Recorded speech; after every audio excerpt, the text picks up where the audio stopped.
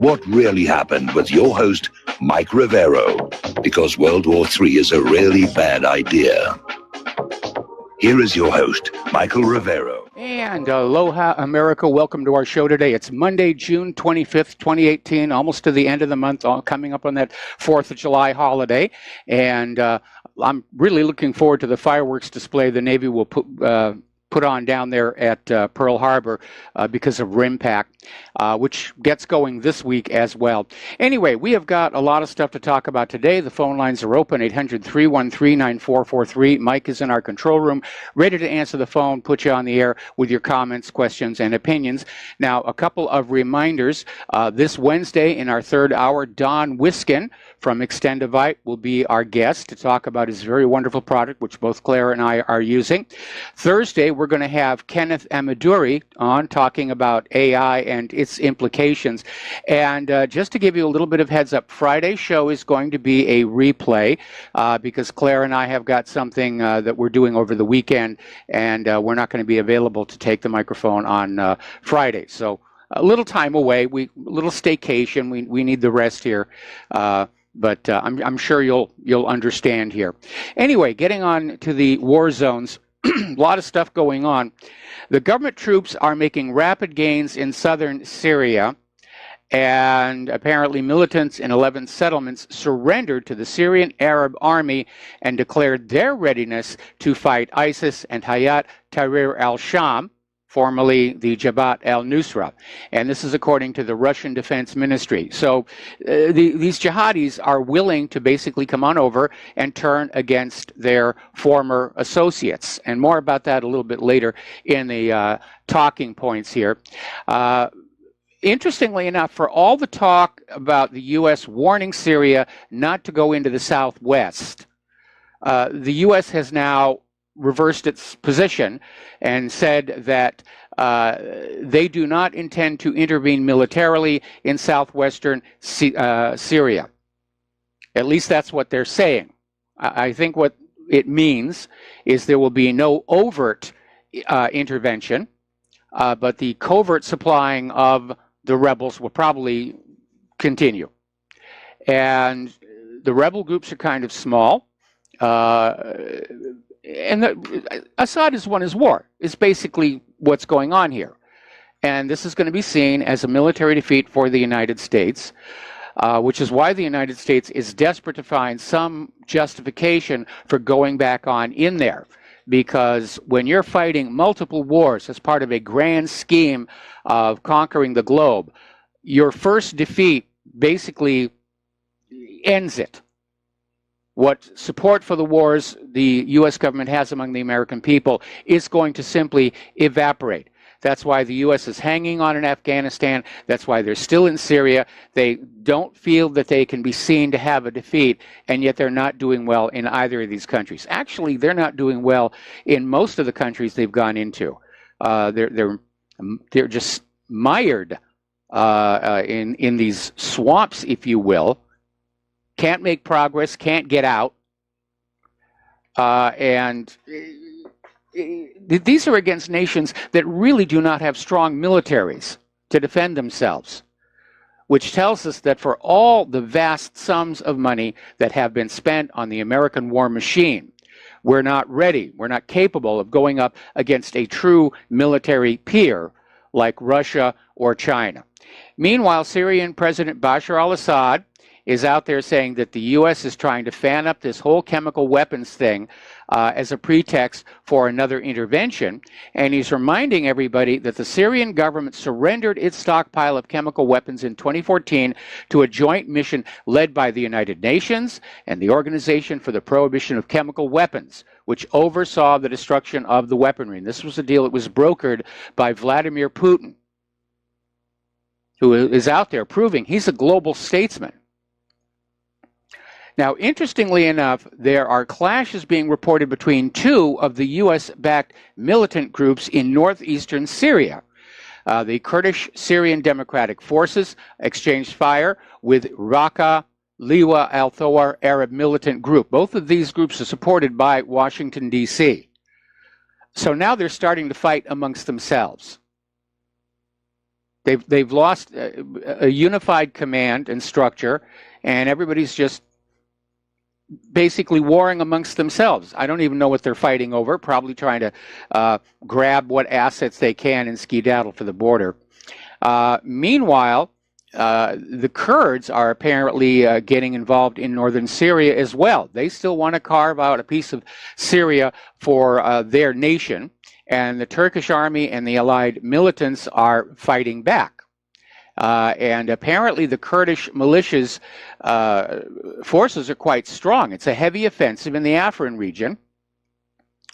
And the sources said Ankara forces have started closing off the streets in the town of Jandaris in northeastern Aleppo.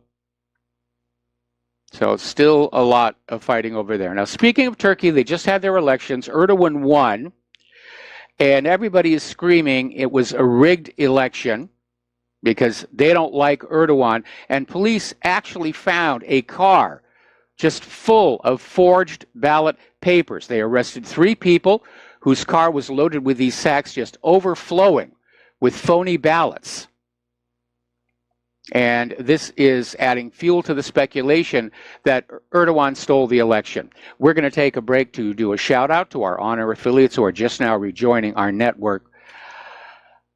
Down on the Israeli border, pro-Assad troops have taken over an abandoned United Nations observation post in the no man's land between the Israeli and Syrian areas of the Golan Heights.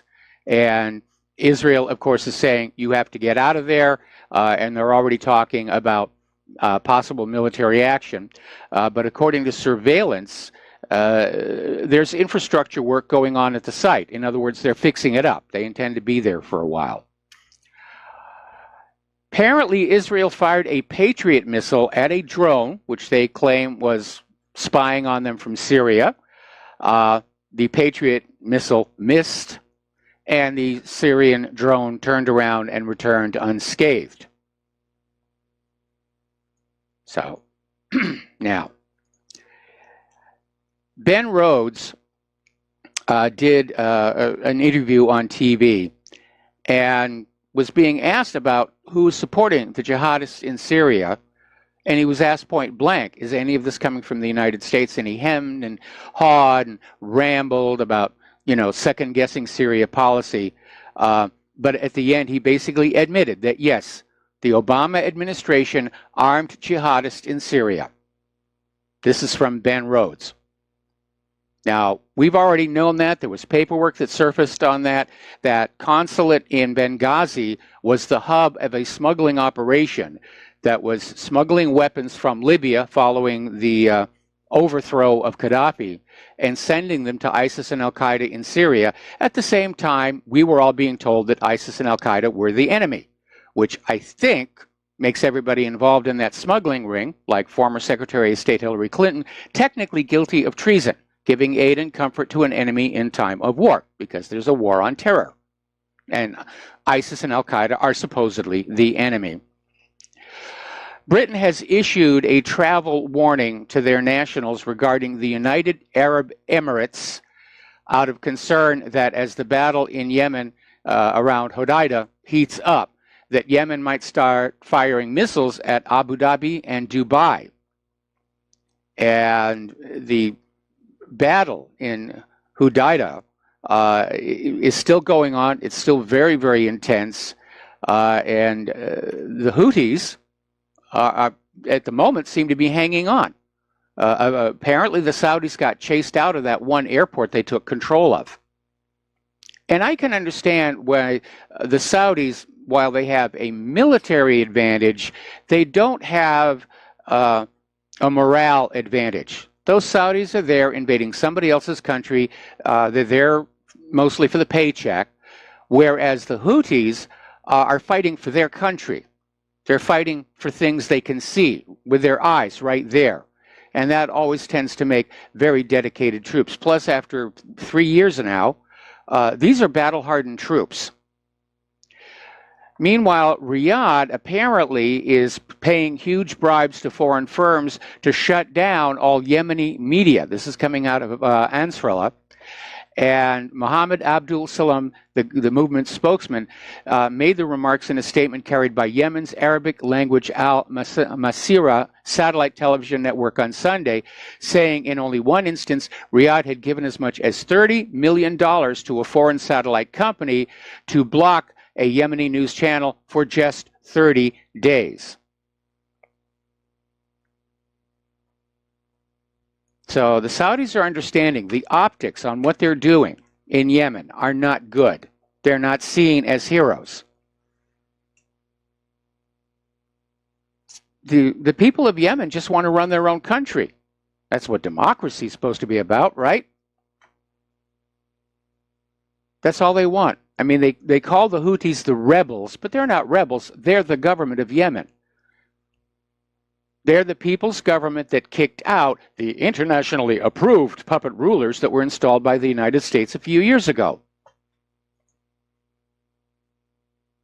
And I reject this idea of an internationally approved government for any country. The government of any country is up to the people of that country. It does not require the approval of the international community, meaning the United States. Down in Gaza, the Ministry of Health is reporting that a total of 131 Palestinians have been killed and over 14,000 wounded during the Great March of Return. And again, Israel has really stepped in at this time.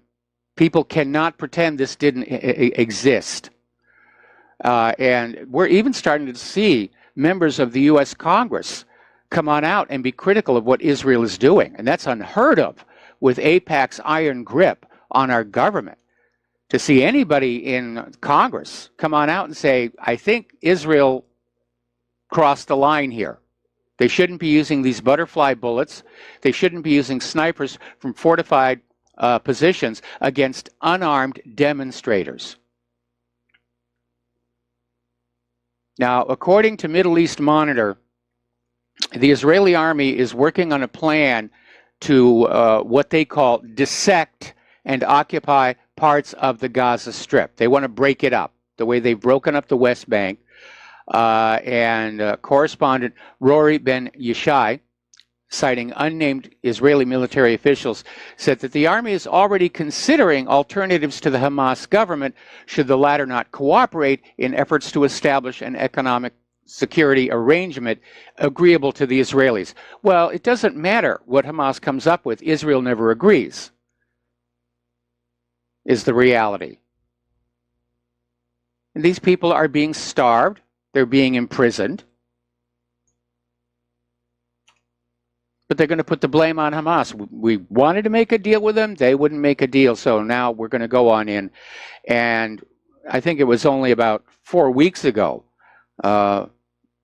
one of the members of the Knesset was saying, let's just get it over with. Let's just send in the army and take back Gaza.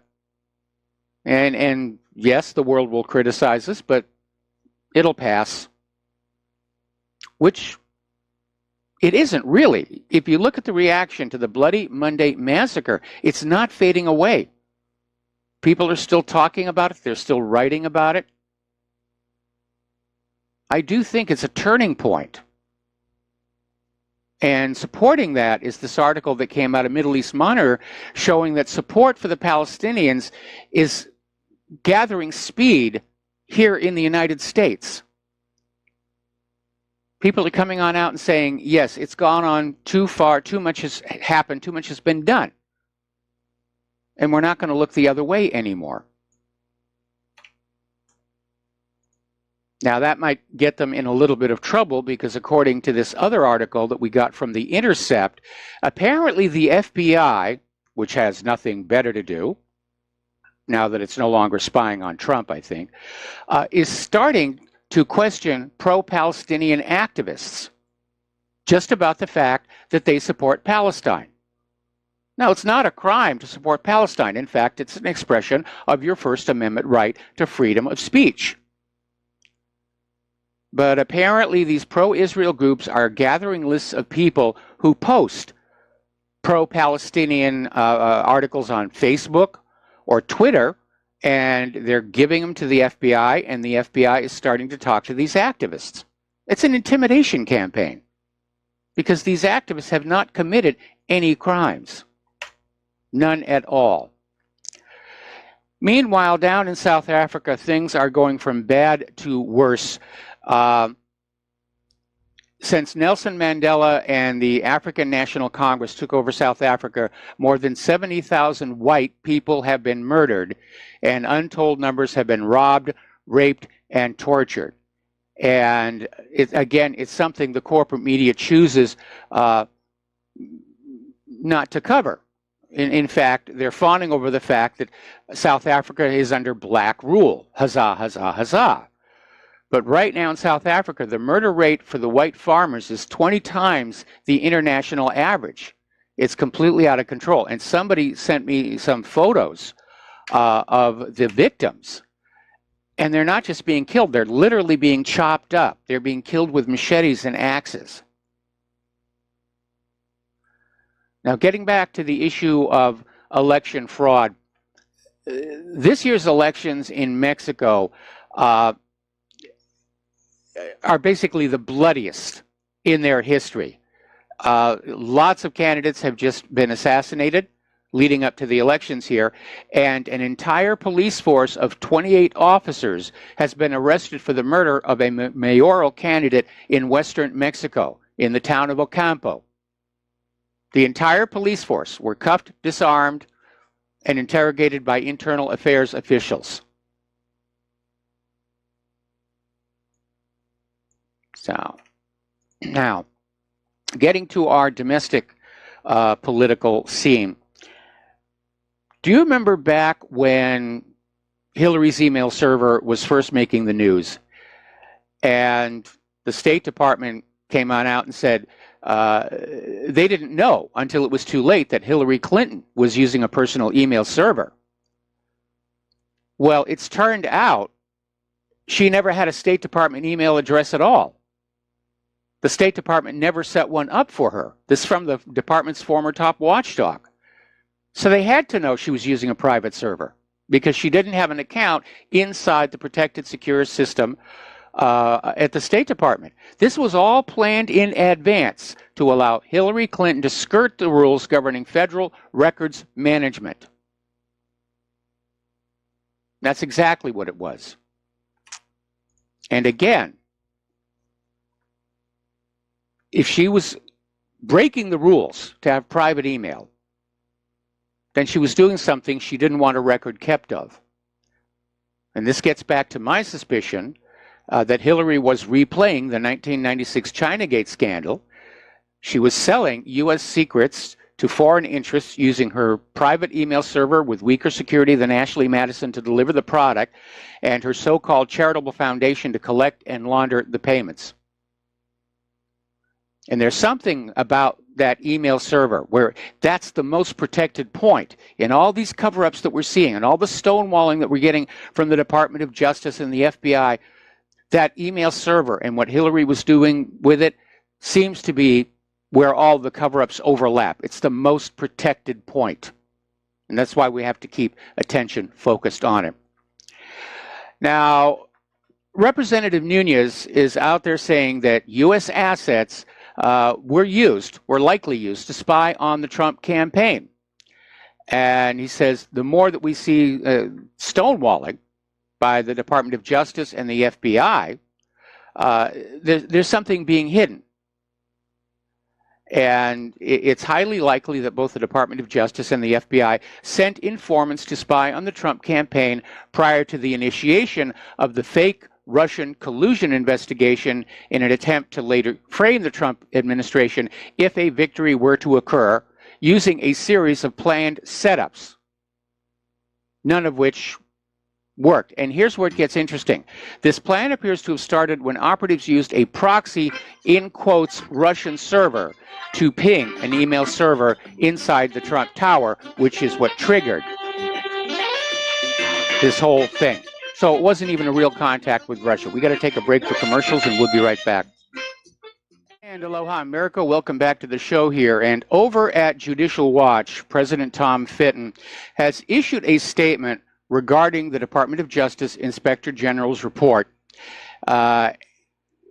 and basically saying that Jeff Sessions was justified in firing Andrew McCabe, and we know that Trump was justified in firing Comey.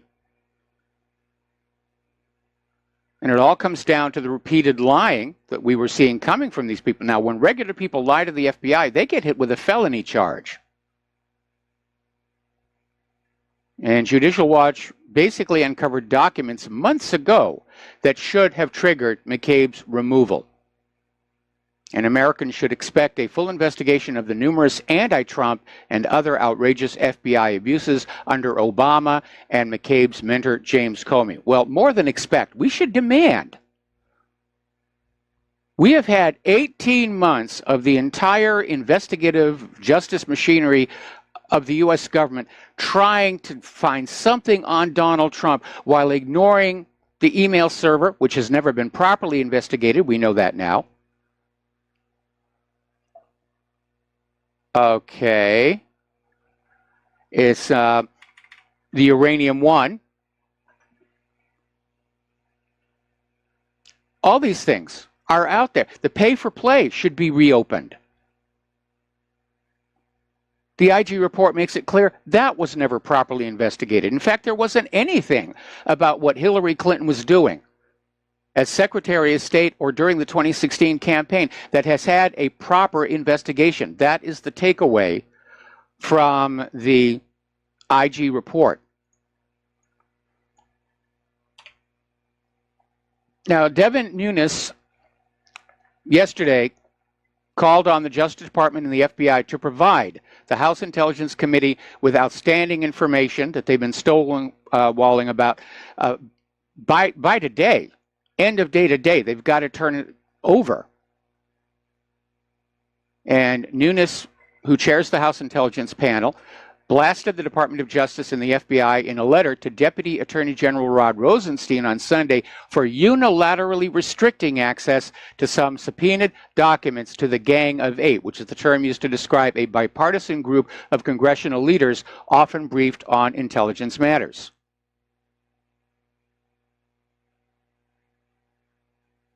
And one of the things that Nunes is demanding is to reveal when the spying on Trump actually began.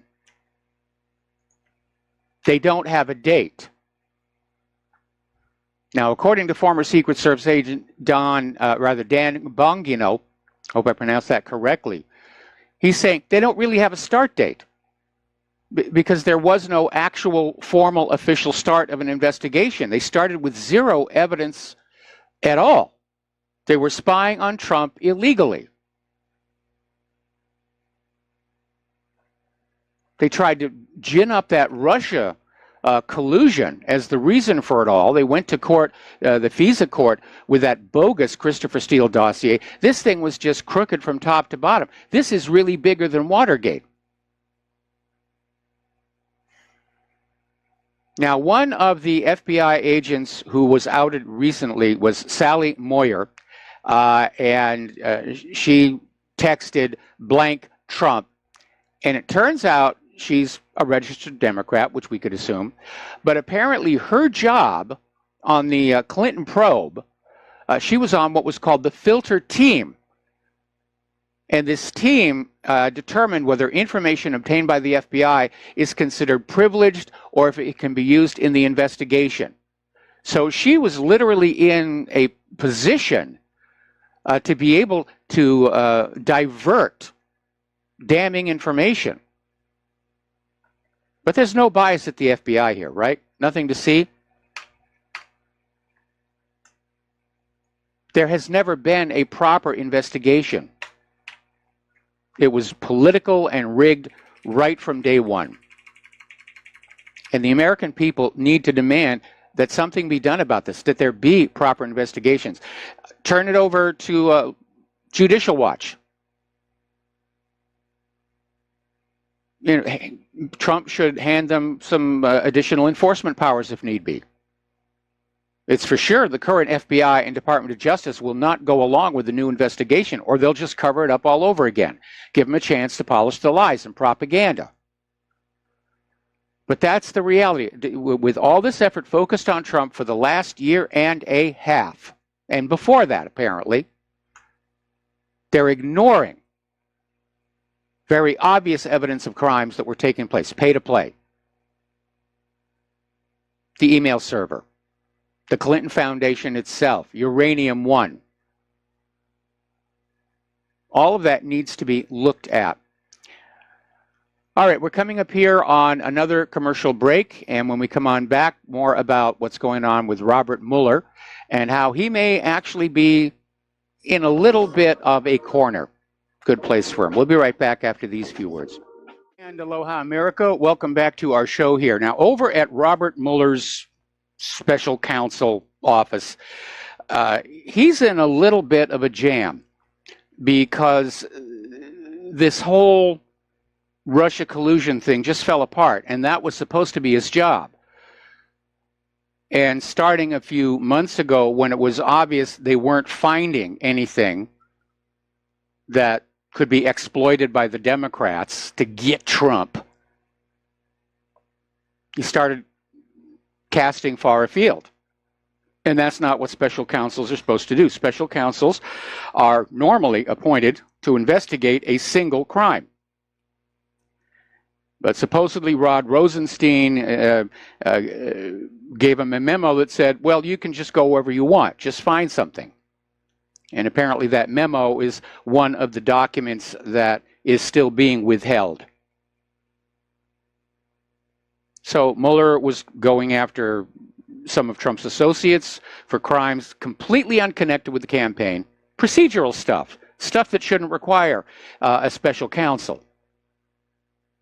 And then in order to make a splash and just in a desperate effort to make it look like they started to find something about Trump-Russia collusion, Mueller indicted these Russian nationals and basically said they were running a troll farm that posted pro-Trump messages. That's it. That's the collusion right there, by golly. And then he sat back to let the media feed on that, secure in his belief that the Russians weren't going to show up and have their day in court. And that's where he miscalculated, because now the Russians' lawyers are there saying, yes, we're ready to go to trial. And at first, Mueller tried to block discovery, which you never do that. That didn't work. And apparently now he is hiring more prosecutors. He's enlarging his staff, trying to find something on these Russian nationals. But I think the perception of most people is that he never found anything. And he's desperately just out there scratching away, trying to find anything that justifies all the months and all the millions of dollars that have been spent on this. Now, here's a little tidbit that surfaced about the Inspector General's report. Apparently, there was a second appendix that was in the book. And according to this article that came on out of the Gateway Pundit, that entire appendix was redacted from the report under pressure from supposedly Department of Justice, and it was labeled law enforcement sensitive. And it's now being reported that the appendix contains damaging information on the Obama administration's former Attorney General Loretta Lynch. And it was just totally redacted and left out of the report. And when the IG report came on out, I said, it's a limited hangout. They're going to admit to some things to make it look like they're doing a proper investigation, but the real deep, dark secrets are going to be hidden. That's what a limited hangout is. Here, we did these small things bad. We're sorry, boo-hoo, boo-hoo. You, the American people, can now return to your lives satisfied that justice has been served and we have properly investigated. All right, turning to the economic news, it was a rough day on the stock markets. At one point, the Dow was down over 400, and I think it ended 300 down. Let me take a quick little look here and see where it went. 328 at the close.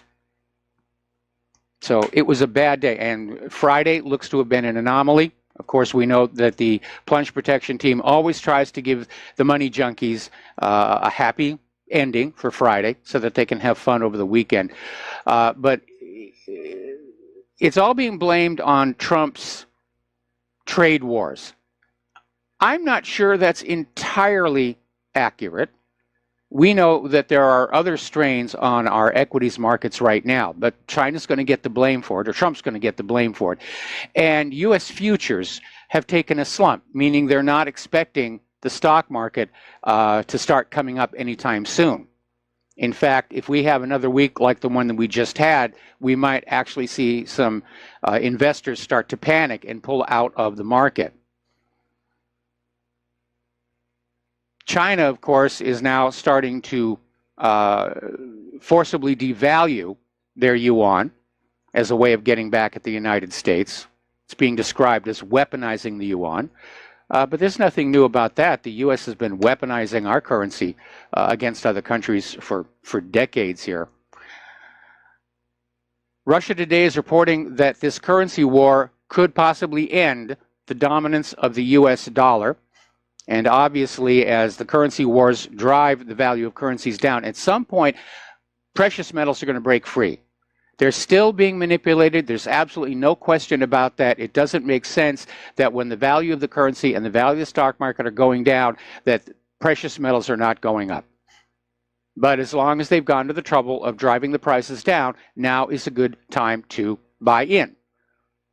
And I think everybody ought to have at least a little supply of silver and gold. And if you want an easy way to get into it, you can go online and look for what is called junk silver coins. And these are the pre-1964 U.S. coins that actually have silver in them, but they have no numismatic value whatsoever. Never buy the numismatic value. That changes with a fashion. What's collectible today? Old news down the road. You buy for the melt value. You buy as close to the melt value as you can. And the advantage is you've got silver, and as well as nickel and pure copper. And in the event of a major economic upheaval, it's a recognized unit of currency. Everybody knows what a quarter is. So that will be the basis for trade when the U.S. dollar is considered unusable. Now, India is working on devising a way to bypass U.S. sanctions in order to pay for Iran oil. And they're looking at two different approaches. One is going to be a barter-type arrangement, which at one point the U.S. actually approved, where Iran would send India oil and India would send back some other kind of product in kind, agricultural produce, who knows what. So there was no currency involved in the transaction. And that way there's no currency to be interrupted or sanctioned or tariffed. The other option is to route the payment through a third country like Turkey. But everybody's sick and tired of all these U.S. sanctions. It's isolating us from the rest of the world here. And the reality is our economy is in serious trouble. We are in the greatest debt bubble in history, and the debt keeps getting bigger, and there's absolutely no way to pay it off because that's the way private central banks are designed. You can never get out of debt to the banks, and that debt is what the bankers use to control you, your nation, your government. Down in Argentina, their peso is collapsing. That may signal greater instability in the global economy here. All right, so let's talk about the immigration issue. This is still being fanned way, way up. It's being pounded on by the Democrats. And again, they're using it, at least in part, to keep Americans from looking at that IG report and from looking at Uranium One and the email server and the pay for play. You know, forget about all the skullduggery in Washington, D.C. Look down on that southern border, those poor little children there. Now, Time magazine found itself in hot water for the cover that had Donald Trump looking down at this crying girl, which was presented as a girl who'd been separated from her mother. And then it turned on out, no, it hadn't happened. The girl was crying while immigration people were searching her mother, but she was never separated. And Time magazine issued a correction. Then today they came back on out and said, well, we were justified in using the image because she's become the face of the separated children, even though she wasn't separated. So Time magazine is trying to polish its image a little bit. The big issue right now is that Trump is saying that illegal immigrants should be deported with no judges or court cases. And of course, everybody's screaming, due process, due process, due process. Well, I agree with Trump on this one. If they're in this country illegally, what is a judge or a court case going to change about that? The judge is not going to say, yes, you can stay. To do that, you have to apply for asylum. That's a completely different area. And of course, the Democrats are screaming about this. The lawyers who would have made money in these court cases are screaming about it. And they're out there saying that this violates the U.S. Constitution's due process provision. And they're saying it applies to non-citizens. Really?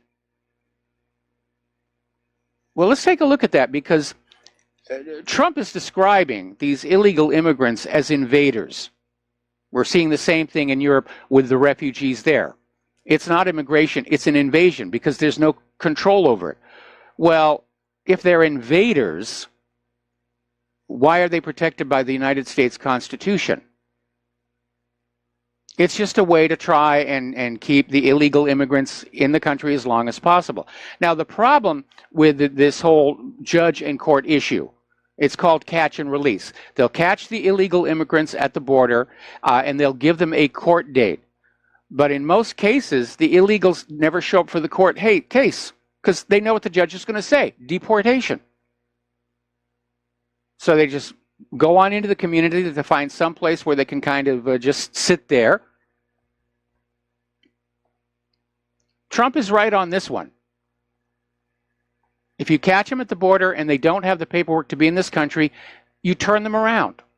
It's the same thing you'd get at passport control. If you're coming into this country and you don't have a valid passport, they're not going to let you through that customs gate. They're going to turn you right around and put you on a plane back home.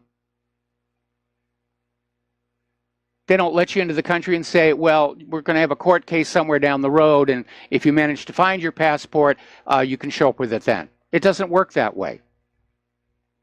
The exact same rules for crossing our borders at the airports and the ship lines should be the same rules we have at that border fence. Now, Maxine Waters was out there encouraging Democrats to form a mob and physically push back against White House employees. We're seeing a lot of violence by liberals against Department of Homeland Security people, against White House staff. And so she's out there just screaming at people, you know, to get physical against the White House employees. Now, that is called incitement. And Maxine Waters could go to prison for 5 years for inciting a riot. She needs to be very, very careful.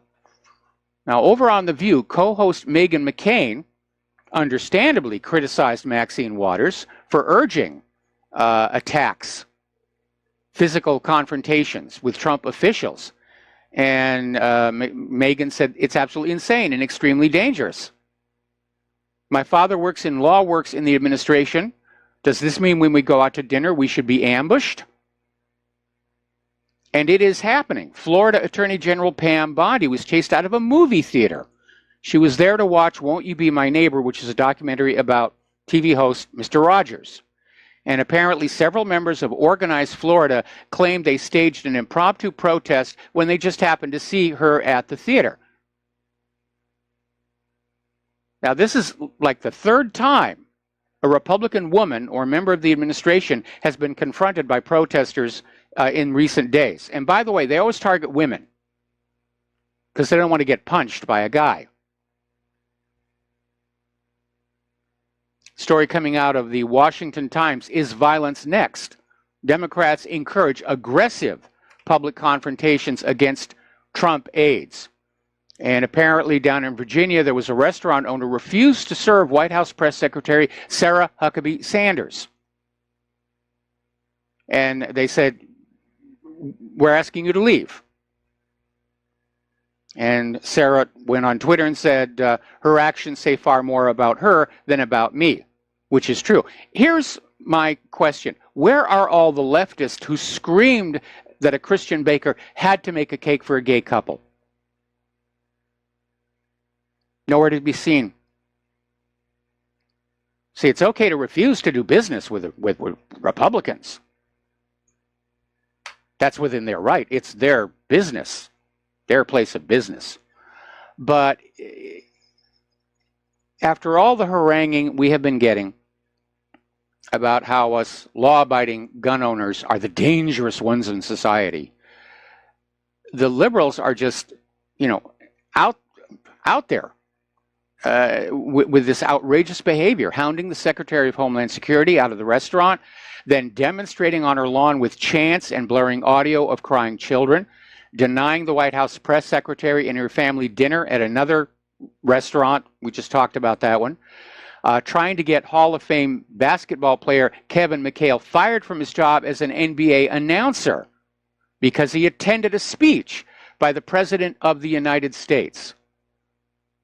Liberals falsely accused an ICE agent who's a double amputee as a result of an IED explosion in Afghanistan of being a neo-Nazi.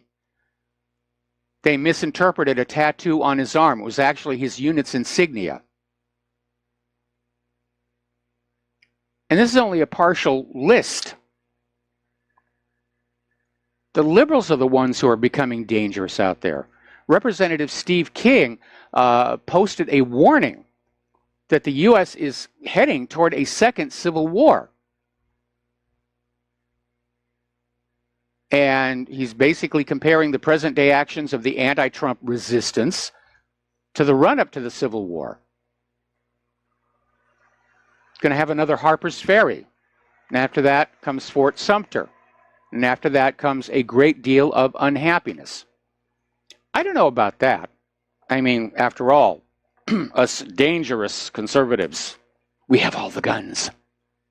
All right, we're going to take another break for a commercials here, and we'll be right back with more about immigration. And aloha, America. Welcome back to the show. We're talking about the immigration issue. And you probably recall recently when I said this idea of separating children from adults makes perfect sense. If you get arrested for a crime, whether it's crossing the border illegally or robbing the local convenience store, you're going to go to jail. And they will not let you take your children with you. And apparently a lot of people came to the same conclusion here, that, yeah, it makes absolute sense. And so out in California, Dianne Feinstein is proposing a bill to say that adults who commit a crime near the border get off scot-free. And legal experts are looking at it and saying it's so loosely written that it literally is saying that any adult who commits any crime near the border that has children with them, essentially it becomes a non-crime. And this is according to attorney Gabriel Maller from the Federal.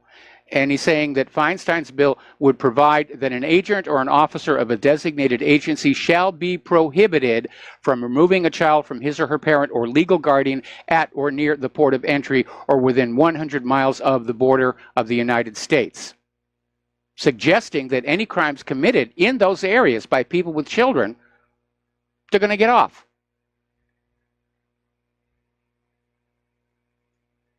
More looniness from the left.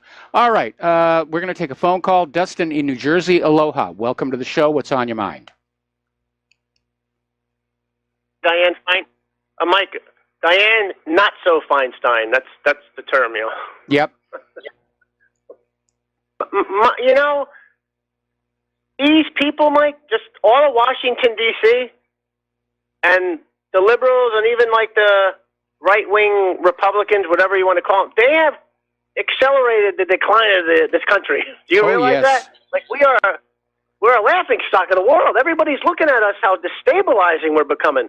Like violence, they're talking about violence against people across the aisle. I mean, lunacy, that's not the word. I mean, this is brown shirt tactics. They're calling for what the Nazis or the communists would do, you know? Like they've become them, you know? I mean, it's insane. Like kicking out somebody out of a restaurant. Like, what's that have to do with going in for something to eat? Or watching a movie or anything else. And it's a campaign of intimidation.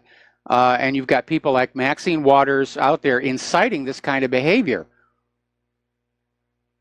Which leads to Black Lives Matter, Antifa. They all follow you around, and to get you to submit to what they like. Yes. They don't want to know what you like. You know, like I mean, this is so. Mike, I mean, we're living in like, you know, George Orwell was like a prophecy expert, you know? I mean, you're looking at surveillance state.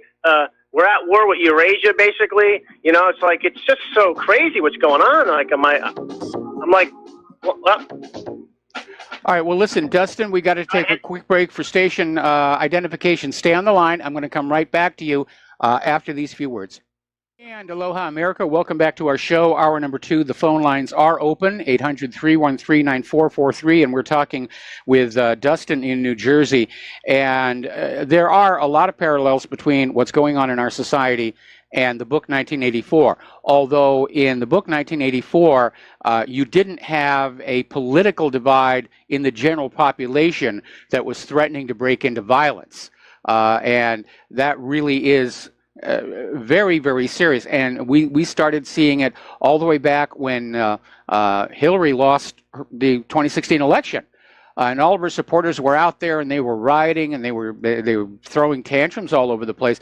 And it does seem like the liberal mindset is now locked into this very childish, very aggressive, I want what I want, and we're going to just intimidate you until you go along with this kind of a mindset. Yeah, there's no critical thinking skills with any of these people anymore. You know, like, you can't talk to them. You know, like, you can't talk to anybody in Washington, D.C., obviously, you know, but, like, I mean, it's just, I don't think we got that much longer to wait. You know, hey, Mike, who controls the nuclear football when this country just collapses? That's what I want to know. Well, you know? that's a valid concern here. When the Soviet Union collapsed, a lot of people were saying, who's in charge of those nuclear weapons? Because there were briefly some factions that were fighting for control. But in the event our nation collapses, it's kind of hard to say. I would hope that the people actually in the silos and the bombers at that point would say, well, the civilian authority has collapsed, therefore nobody has the authority to launch a nuclear weapon. But who knows what could happen. Yeah, Maxine Waters, like, I mean, they're all crazy. I mean, I don't even know what to think anymore. They're just all crazy. It's in the water. It's just they're brainwashed or whatever. And you can look at Mueller and Comey. It's so corrupt, Mike. Like, I never see anything like, you know, it's like we're down to a banana republic. You know, this is bottom of the barrel crap. Yeah, you know, we really have. We really have here. Somebody actually had an article, and it's at whatreallyhappened.com, where they took the classic definition of a psychopath, and then they sort of drew a map of the United States, you know, which areas are more psychotic than others, and to nobody's surprise, the most psychotic part of our entire country is inside the Beltway in Washington, D.C. Yeah, because they live in another world. They don't live in the real world. You know, they do what they want to do and get away with it because that's the way that system is set up there. They just don't look at the way the real people live in the world and here, you know, because, like I said, they love the children, but they don't love them in Syria and Yemen, I guess, right? You know, Yeah, so they only love the ones that will help them win elections by voting illegally. Yeah, that'll be on Time magazine. You know, for until they got to you notice how when they put something on a magazine or a newspaper and then they got to recant it, but the damage has been done already. You know what I mean? Yes. Like nobody looks at it after it's been recanted. Well, You know, that's why Time magazine came out with a statement today saying that it was legitimate to use her picture because she's the face of the separated children, even though she herself was not in fact separated, which is just pure corporate media bovine excrement to try and recover their credibility from this goof. And Mike, real quick, Peter from Los Angeles was talking about that McKinder heartland theory. Yes. You know, that's a pretty good theory, you know, because I was looking Eurasia. We've always been at war with Eurasia. How, like I said, that's fitting, right? You know, because if you control that belt in the road, right? Yep. That's China's the next empire. That's the new century, the Chinese century, you know, and we pushed Russia and China and India and all them, Turkey, closer together. You know, yep, we sure did. It. You know, game over. All right, thanks, Mike. All right, you got it. And amazingly enough, Peter in Los Angeles is our next call. So, Peter, aloha. Welcome to the show. What's on your mind? Amazingly enough, I want to chime in on something that I just heard from the previous caller here, from Dustin, and about the violence, Mike, and I want to dovetail the violence along with the election and the investigations. And the violence, do you remember the violence was going on during the election itself, not after the election, where it actually increased. But remember, they were beating up people in Vegas and Phoenix and all over. They were Antifa, Black Lives Matter, were beating people up, and the police were like standing down. They were doing nothing about it. Yes. And then of course it got worse after the election, and this recent thing with Maxine Waters is an escalation, because now it was just George Soros, the person who's the biggest donor for the Democratic Party, who was funding all these people and calling the shots, but he was using these crisis actor, rent-a-mob, Antifa people to do this. And now it's escalated to the point where we have elected officials, just as you say, inciting riots. Yes. And they're not only going after supporters, now they're going after officials and government officials and people like that as well. So it's an escalation.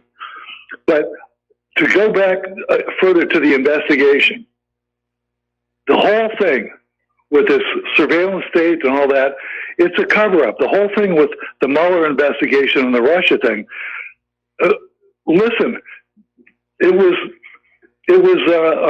Obama was surveilling these people. There is no date on when it started, because it started as soon as he came in. As soon as he gave all of our stuff, we know where his mind was, where 3 months after he came in the office, he gave all that information, all the intercepts we have to Israel, unvetted.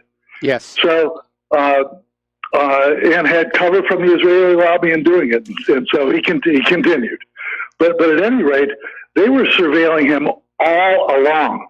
And when they finally went to get those FISA warrants in the July before the election, and the first one was turned down, and then they came back in September, October, and finally got one approved falsely, with false evidence, as it turns out, with that dodgy dossier thing.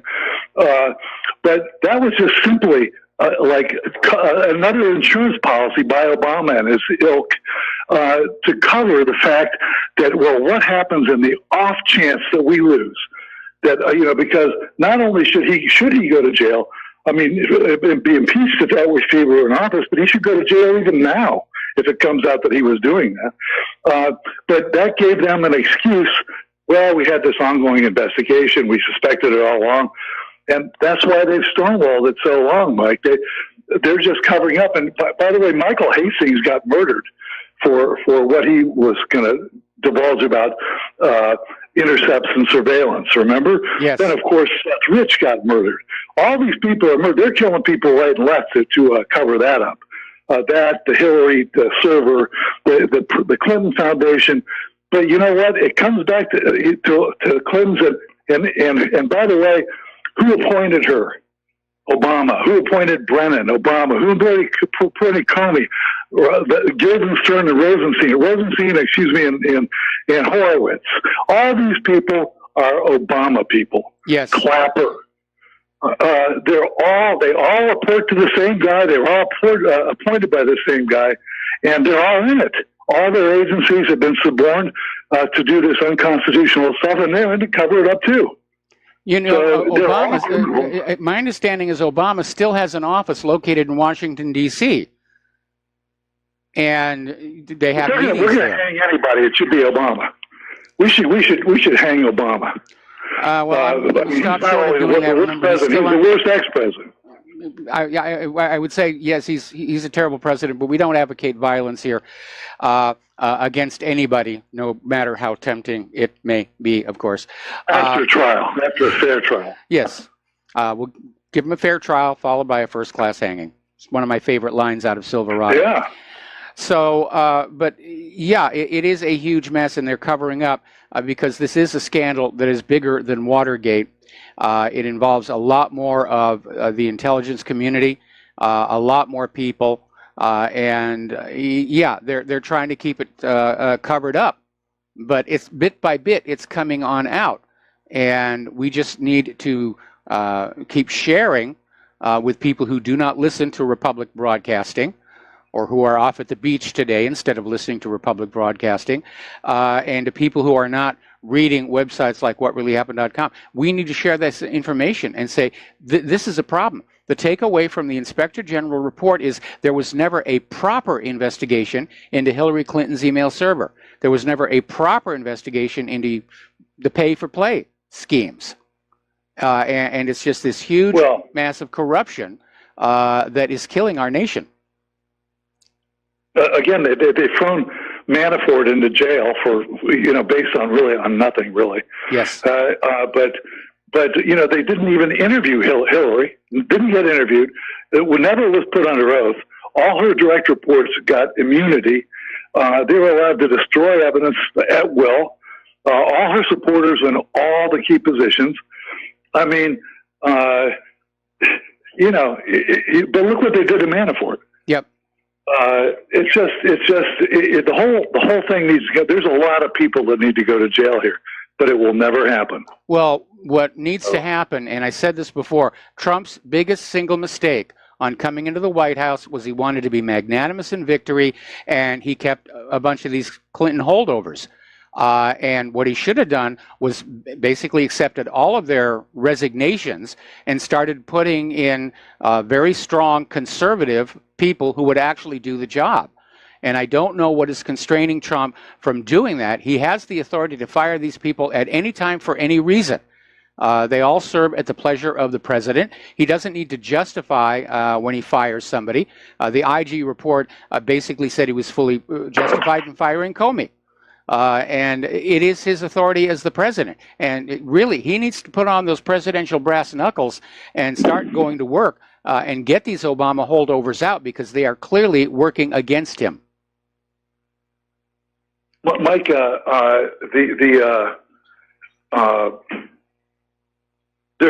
deep state, of course, is in lockstep against Trump. Yes. and cover up here. And every single time that we have something like this IG report, in itself completely cleansed and redacted, completely sanitized, so to cover up for their side. But even when that's released, we get conditized, as your term goes, with the children from the border, and the deep state, and add all the intelligence agencies into that, who are all in this, can keep releasing stuff like that, keep sanitizing things just like that, and it will go on ad infinitum. Nothing can get done. Well, all I can suggest is that we start thinking seriously about what we're going to do after it all falls apart, because no nation can survive a government that's this corrupt. No nation can survive an economy that is this much in debt, and no nation can survive making war all over the globe and not doing very well at it. And like Thomas Jefferson and the Founding Fathers, we're going to have to try and set up a new government. with important safeguards in it. Strict limits on how much money can be donated by the ultra wealthy, term limits, financial trusts for all members of Congress, not just the president. And there's a long list of things that we can do, starting with the Constitution and the first 13 amendments, and just say, this is where we're going to go with this, and go back to being a republic with a strong economy, strong manufacturing, strong borders, rather than this liberalized, we're just going to take everything and socialize it and give it away to people who vote for us. Because that's where we are right now, the bread and circuses phase. Mike, can I just raise one thing and then I got to head out here? Sure. I came in a little late. Did you cover that there's a story about how an Israeli minister was saying that he regarded Israelis, citizens, marrying American Jews was a threat to Israel? Did you cover that yet? I didn't cover it. It's on the website. It's not in my talking points. I didn't think it was important enough to do that, but well, it is on what really happened. And that was from a left-wing Israeli government official. Yes. That's the liberal wing. Yep. American Jews he looks at as a threat. Yes. Well, it's probably because American Jews are starting to turn against Israel. I mean, they're not open and vocal about. Some are. There have been some protests out there. But polls are showing, especially since the Bloody Monday massacre, American Jews are just as appalled by what Israel is doing. And it makes Jews the world round look bad. And a lot of Jews are starting to speak out because they don't want to be seen as complicit in what are very obviously crimes against humanity. Well, they deserve to look bad. They have been complicit in their silence for 70 years. It's not like this is new, but yeah, I hear you. They certainly don't want to be seen as being politically incorrect or uncool.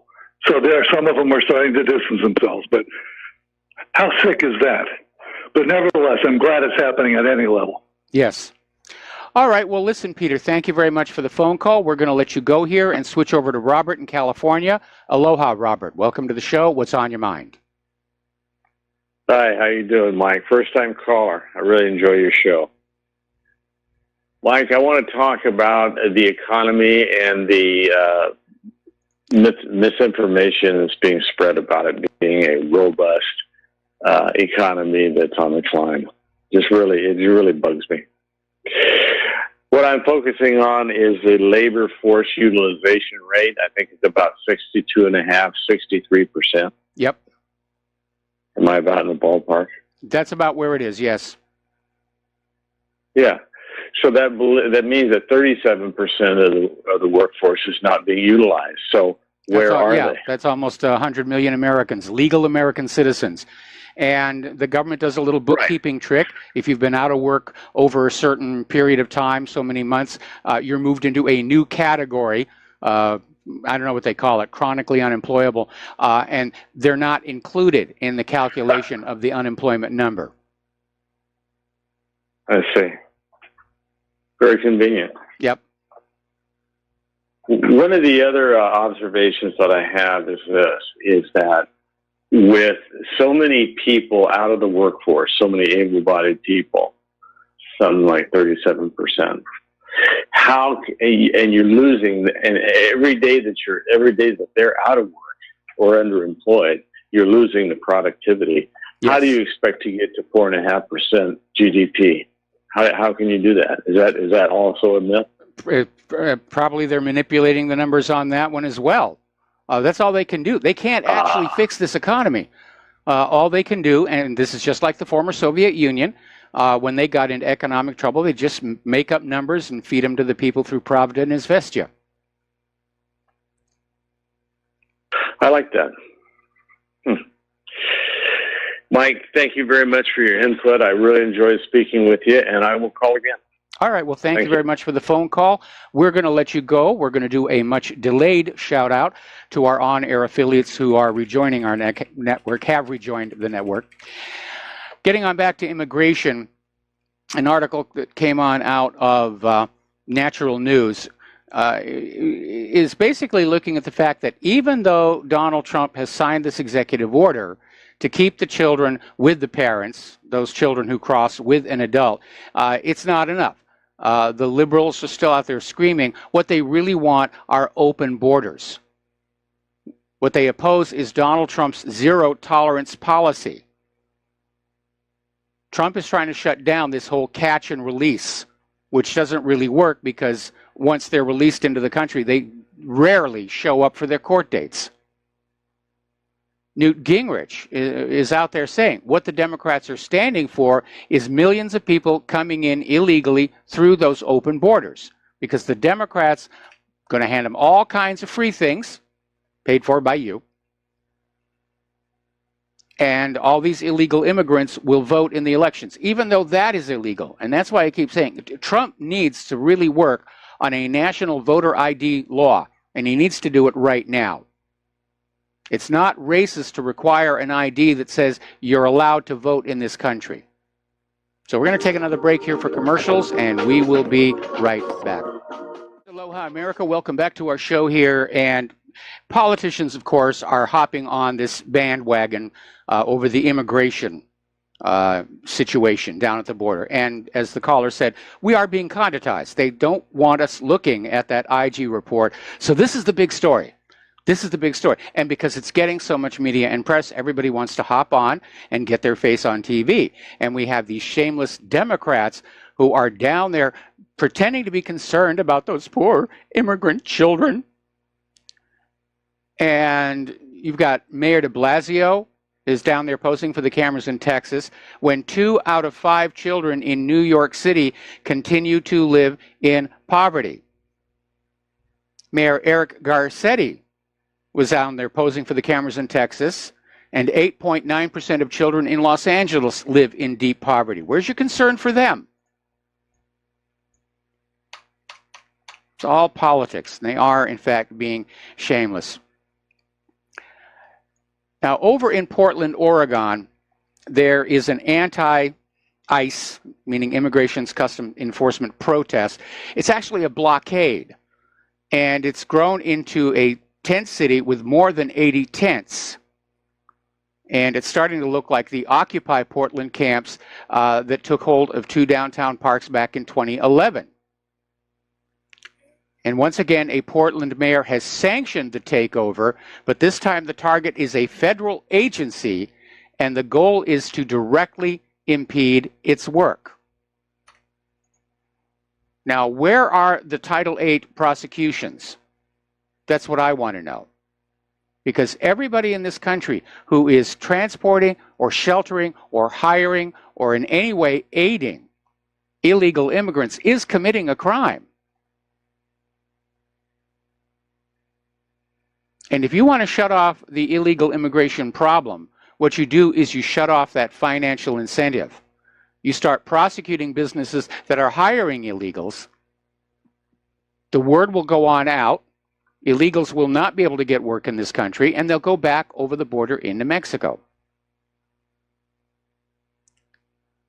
Now, Antifa members are praising a New York University faculty member, Sam Levine, and he's at NYU, and he created a database of more than 1,500 Immigrations and Customs Enforcement employees, names and addresses, and it got posted and was immediately taken down for violating doxing policies.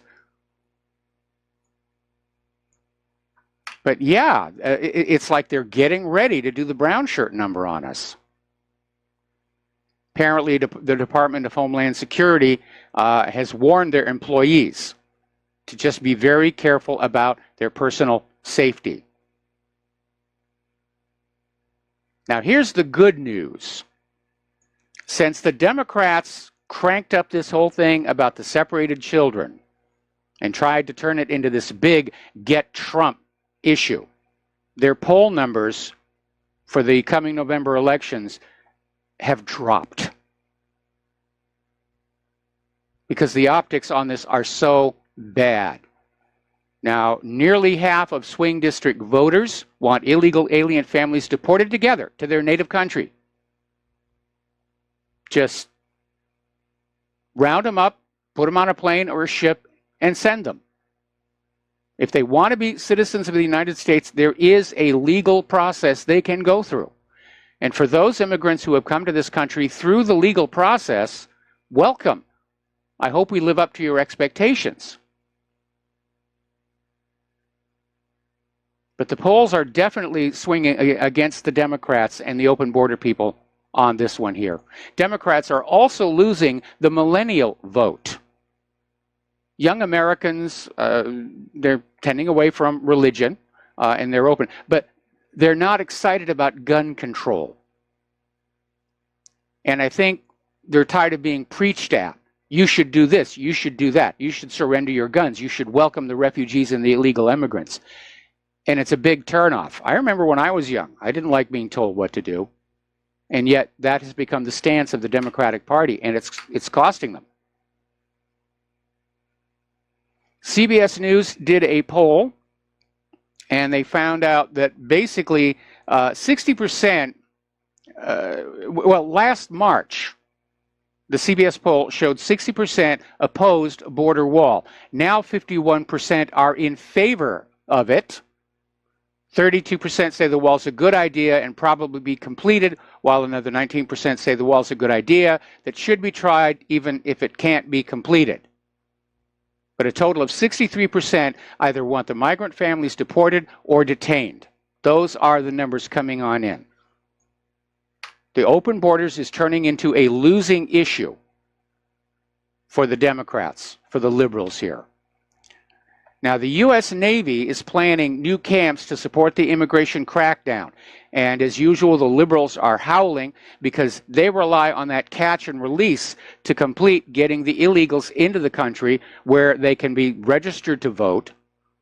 And Trump is now taking the position they're going to be detained and basically starting to use military bases. I think Trump wants to shut down those for-profit detention centers, which are costing so much money. Anyway, we're going to take another break for commercials. We have another caller waiting on the line, and we'll be right back. And aloha, America. Welcome back to our show. We're going to take some phone calls now, and we're going to start with Laura in Michigan. Aloha, Laura. Welcome to the show. What's on your mind? Hi, Mike. Well, I told you yesterday that True News said that they were charging the private entities were charging the government $500 a day per child. So when I turned on Russia Today, they were also wondering who was this private entity. So they were given like some initials. So they tried tracking it down, and they said the only thing that they got was it was a shell company that was registered in Delaware. Yeah, so whoever's actually behind these for-profit detention centers doesn't want to be identified. Exactly. And isn't that wrong? I mean, if our government's paying the bills for this, we should we know who we're paying it to. I agree with you because, I mean, the first thing that occurs to me is that whoever owns these detention centers is, one of the key players in trying to keep the borders open and trying to keep the money flowing. Exactly. Like George Soros or something. Yeah, or again, Maxine Waters, Dianne Feinstein, any of those people. How do you think you get to be a millionaire on a congressman's salary? It's because you make investments and then you try and steer the country in a direction that favors your investments. And technically, it would be considered insider trading, but Congress gets away with it. Well, I hope RT keeps trying, because we know our mainstream news is not going to try to look that up. They never even ask any questions about this at all. No, they don't. Except to use the emotional. Yeah. Right. Yeah. Right. So I hope they keep pursuing. Yeah, the job. I never heard that term, shell company. It's just a shell. Yes. So I didn't really. I'm sorry. Would you repeat that again? I may have misunderstood you. Well, you said that they traced it to a shell company. I don't know if that's just a fake company. Is that they're saying? No. Well, it's the legal framework for a company that's in Delaware, which doesn't have strong corporate disclosure rules, but behind that is going to be another company that is actually making the money off of all of this. Okay, I just thought I'd finish up the story with you. Hopefully we can find out more. as the time goes by. It would be interesting to know. It would be interesting to know. Anyway, Laura, thank you very much for the information and the phone call. We're going to let you go and switch over to Kathleen in Paris. Aloha, Kathleen. What's on your mind today? Hi, Michael. Thank you for taking my call. I heard a very surprising video from Ryan Dawson, I think it was today, about his efforts to immigrate his wife to the States. And I don't know if you got to see that little video that I think I sent it to you. Do you know about his story? Yeah, I do know about his story. And, you know, of course, Ryan is trying to do it the legal and proper way. And it is amazing that while literally millions of illegal immigrants are being poured into the country by the Democrats, that there is a lot of resistance to allowing legal immigrants. They make them jump through hoops. Yeah, and they do. That's what he said. He said that he's spent thousands of dollars, and other people have spent thousands and thousands, even more than him. And he's an American citizen. He's married to a Japanese woman, and he moved her there. They moved there and, you know, started the process before they moved there. But after a year and a half and all this money, they gave up and went back to Japan. Yep. Yeah, I'm not surprised. And I'm not surprised. And he thinks that that's part of the problem, is that it's so difficult that people just, you know, throw up their hands and do it illegally. And when he went to Japan and did the reverse situation to have residency in Japan, it was just a matter of months. Yeah. Yeah. So when I was working, have to make it easier. When I was working on Final Fantasy, I made friends with two people who were from Europe, and they were trying to become U.S. citizens. And it was something like 5 years on, and these were productive, gifted people. They were a benefit to our economy, and certainly they were a benefit to the motion picture industry. But it was still 5 years, and still stumbling block after stumbling block after stumbling block.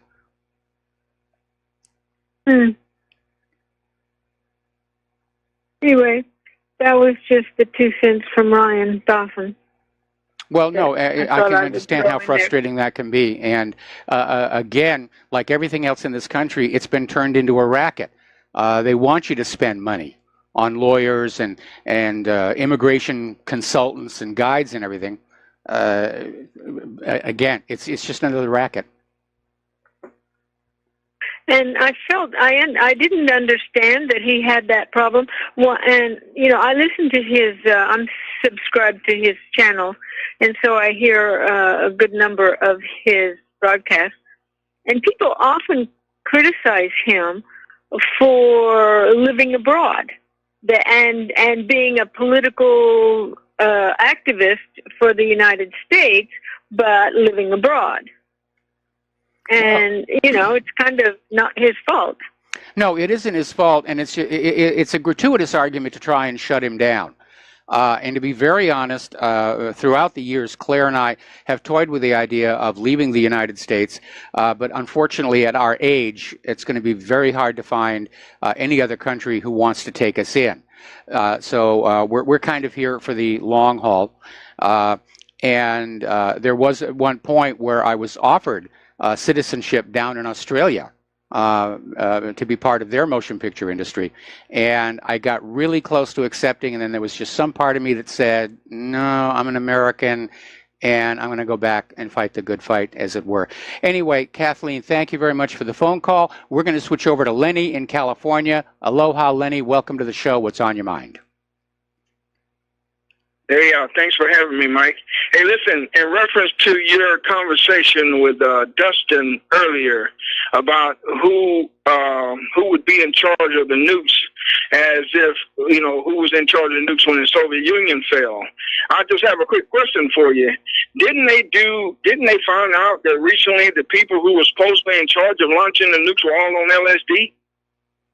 I seem to recall a story like that. Not the people at the very top, not National Command Authority, but yeah, apparently there's a huge drug problem among these missile crews, and apparently, you know, staying down in those silos day after day for their very long shifts, after a while, it gets to them, and it is a problem. But the thing is, without authority from the nuclear football, those crews in the missile silos can't launch a missile. You know, they could like accidentally knock one over or something dumb like that, but they're not going to set off a mushroom cloud. Yeah, and you know, I don't know if you saw the story on Drudge Report about the new king of Della, the 23-year-old son of the Hashemite dwarf over there, King Abdullah of Jordan. Now he's sending a lot of troops to the border with Syria because he doesn't want the blowback of the ISIS fighters who are trying to get the hell out of Syria now because they're getting the crap kicked out of them by Assad and Russia. And now, and I don't know if you remember a couple of weeks ago that he almost went through a coup in Jordan. Yes. So apparently he's trying to reach out to Assad now and trying to make amends, but now somebody else is talking about his son taking over power in the new so-called kingdom of Jordan. Now, I just want to put a question to you. Isn't it funny how some people are allowed to have kingdoms and other people aren't even allowed to have borders? Yeah, it's kind of an interesting little dichotomy. And but this idea of no borders is brand new. I mean, for as long as there's been organized civilization, there have been borders. And if you don't have borders, you don't really have a nation, is what it comes down to.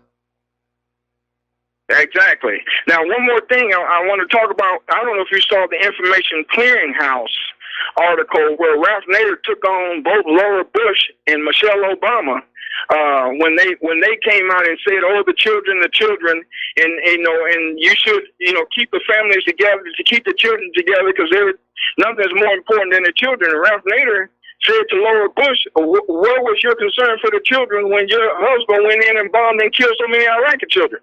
Yes. And then he fouled off at Michelle Obama about what Barack Obama went in and did to Muammar Gaddafi and killed all the Libyan children over there. Not to mention that the blacks who were fighting for Gaddafi, who lived in the country, when the Arabs went in and took it over, the Arab ISIS went in and took it over, they put the black people in cages and fed them bamboo shoots. But no one wants to talk about that. No, the politicians are only interested in showing concern for children when it's politically useful. And obviously dead children in Iraq and Syria and Yemen and Libya are not really useful during election season. And they're trying to fan up this immigration issue at the border to push the open borders issue. But like I said, the poll numbers say it's backfiring.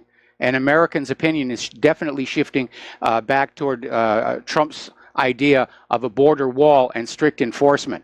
And remember, Eisenhower was able to absolutely stop the illegals coming across the border from Mexico. They called it Operation Wetback, which would be considered politically incorrect these days, but that's what it was called, Operation Wetback, with only 1/10 the resources of the current ICE. And of course, I still think they ought to put crocodiles in the Rio Grande, but that's just me. Yeah, and in terms of Maxine Waters, let me say this. She only cares about no one but herself. All right? And I think that certain people should be ashamed to have her as a representative. All right? But, she sold her soul. She's looking to sell somebody else just to keep herself in favor. Anyway, I thank you, Mike. All right, thanks an awful lot. And we're going to switch over to Tom in Connecticut. Aloha, Tom. Welcome to the show. What's on your mind? The lady that called in about who's making money housing illegals. Yes. Pretty easy search. There's one company for sure it's on an NPR article. I posted this a while back on Facebook. It's a company called Geo. They get approximately $44 million a year to house 1,000 people.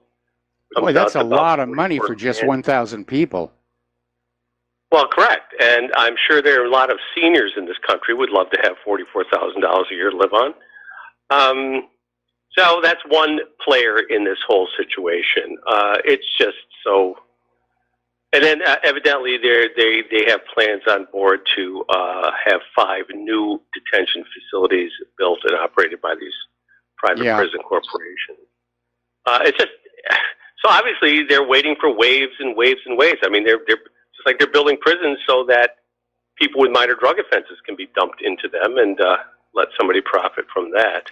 Yeah, well, you know, we have this prison industrial complex, otherwise known as slave labor camps. Again, every major corporation in the country is utilizing that. Yeah, IBM, Apple, all these people are paying these people $1 an hour to do stuff. You might be surprised to find out that a lot of call centers are being run by these privatized prison factories, and they're getting $1 an hour. And of course, they're taking jobs away. Call center opportunities when they get released. They're taking jobs away from law-abiding American citizens. The owners of the slave labor camps are making huge amounts of money, and it's a very short-sighted situation. I mean, they're making money, and they think that means it's a good thing to do. But there have been judges who have been caught and even disbarred for literally sending minor offenders into these prison factories. Because the prison factory's contract with the local government says that the police and the courts, they've got to have a minimum occupancy, and if they don't, there's a financial penalty. Mind-boggling. So, what do you think when Maxine Waters walks into a restaurant establishment and somebody says, "I don't like your politics, Maxine. Could you leave, please?" Oh, she'll scream racism or something like that. This is so sad. This is so sad. Take care, Mike. All right. Thanks an awful lot. Okay. The phone lines are now open and getting on back here. So as I was saying before we got off onto other topics, it looks like Trump may actually be wanting to pull away from these detention center for-profit corporations because he's starting to use military bases to house people. And according to a draft memo obtained by Time magazine, the Navy plans to build temporary and austere tent cities to house 25,000 migrants across 3 abandoned airfields in Alabama. 47,000 people at a facility near San Francisco, and another 47,000 at a training center in Southern California. And of course, the liberals are screaming because they don't want these people detained. They want them out in the general population. Democratic leaders have openly said they're relying on the illegal immigrant vote to win November and 2020, ignoring the fact that illegal immigrants, non-citizens, are not allowed to vote in our elections. So the Democrats are just really angry about that, and they're angry because the new model coming out of the Trump administration is they're not just going to let them out under the catch and release.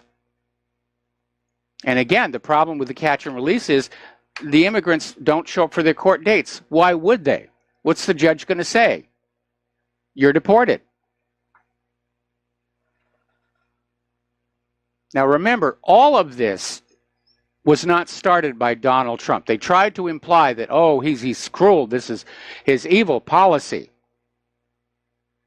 But it goes back all the way to the Bush administration, and certainly Obama's administration expanded the program.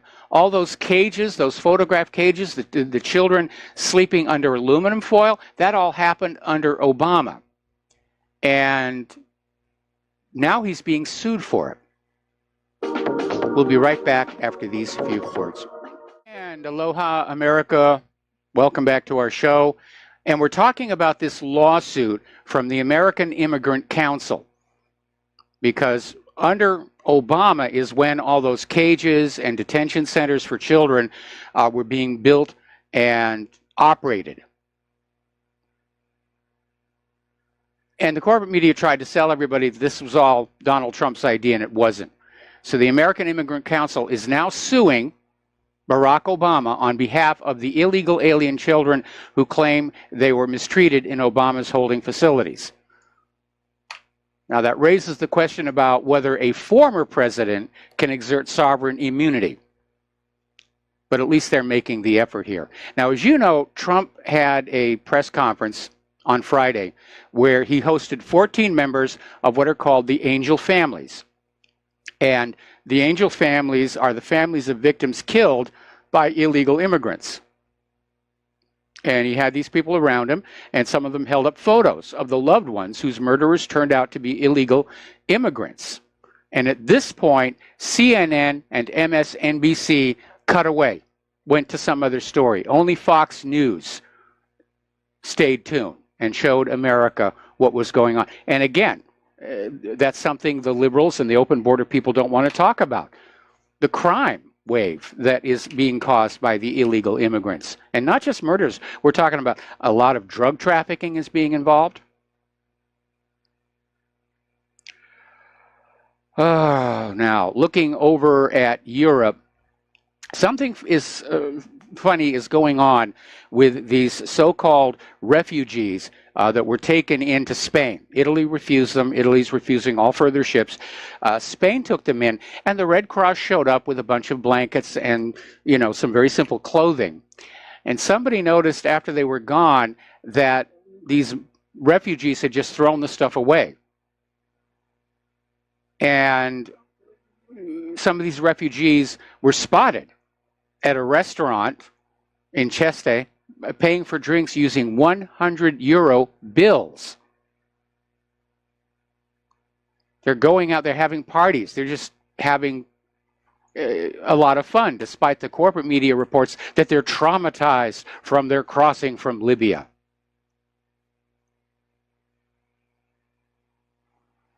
Now, the entire European identitarian movement has been permanently banned from Facebook. This is an anti-mass migration generation identity movement, and they're permanently banned from Facebook. Facebook declared them extremist content. So now, wanting secure borders and wanting a rational, controlled immigration policy is now considered extremism. By the way, have you noticed that for the far left, you know, anybody who is not in lockstep with them is immediately denounced as far right. You're a far right extremist.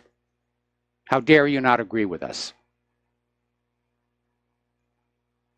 All right, there's the music. We're going to do a break for station identification. We'll be back with hour number 3 after these few words.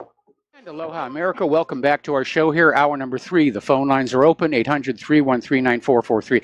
I'm going to back up my talking points because this story just came on in and definitely goes under the category of bad optics for the liberals. Now, we were talking about how White House Press Secretary Sarah Huckabee Sanders and her family were kicked out of this rural Virginia restaurant, the Red Hen restaurant, by the liberal owner.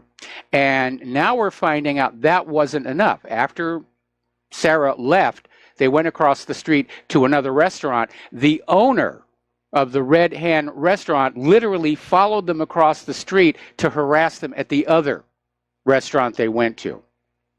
All right, let's take a phone call. Don in the Philippines. Aloha. Welcome to the show. What's on your mind?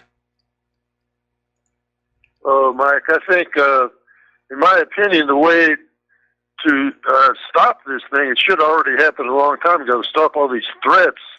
I think it's against the law. As far as I know, it's against the law for somebody like Peter Fonda to recommend kidnapping the Trump's son and raping him and all this. Well, I hope he gets a visit from the Secret Service, to be very honest. Well, you should not only just get that, they should prosecute him.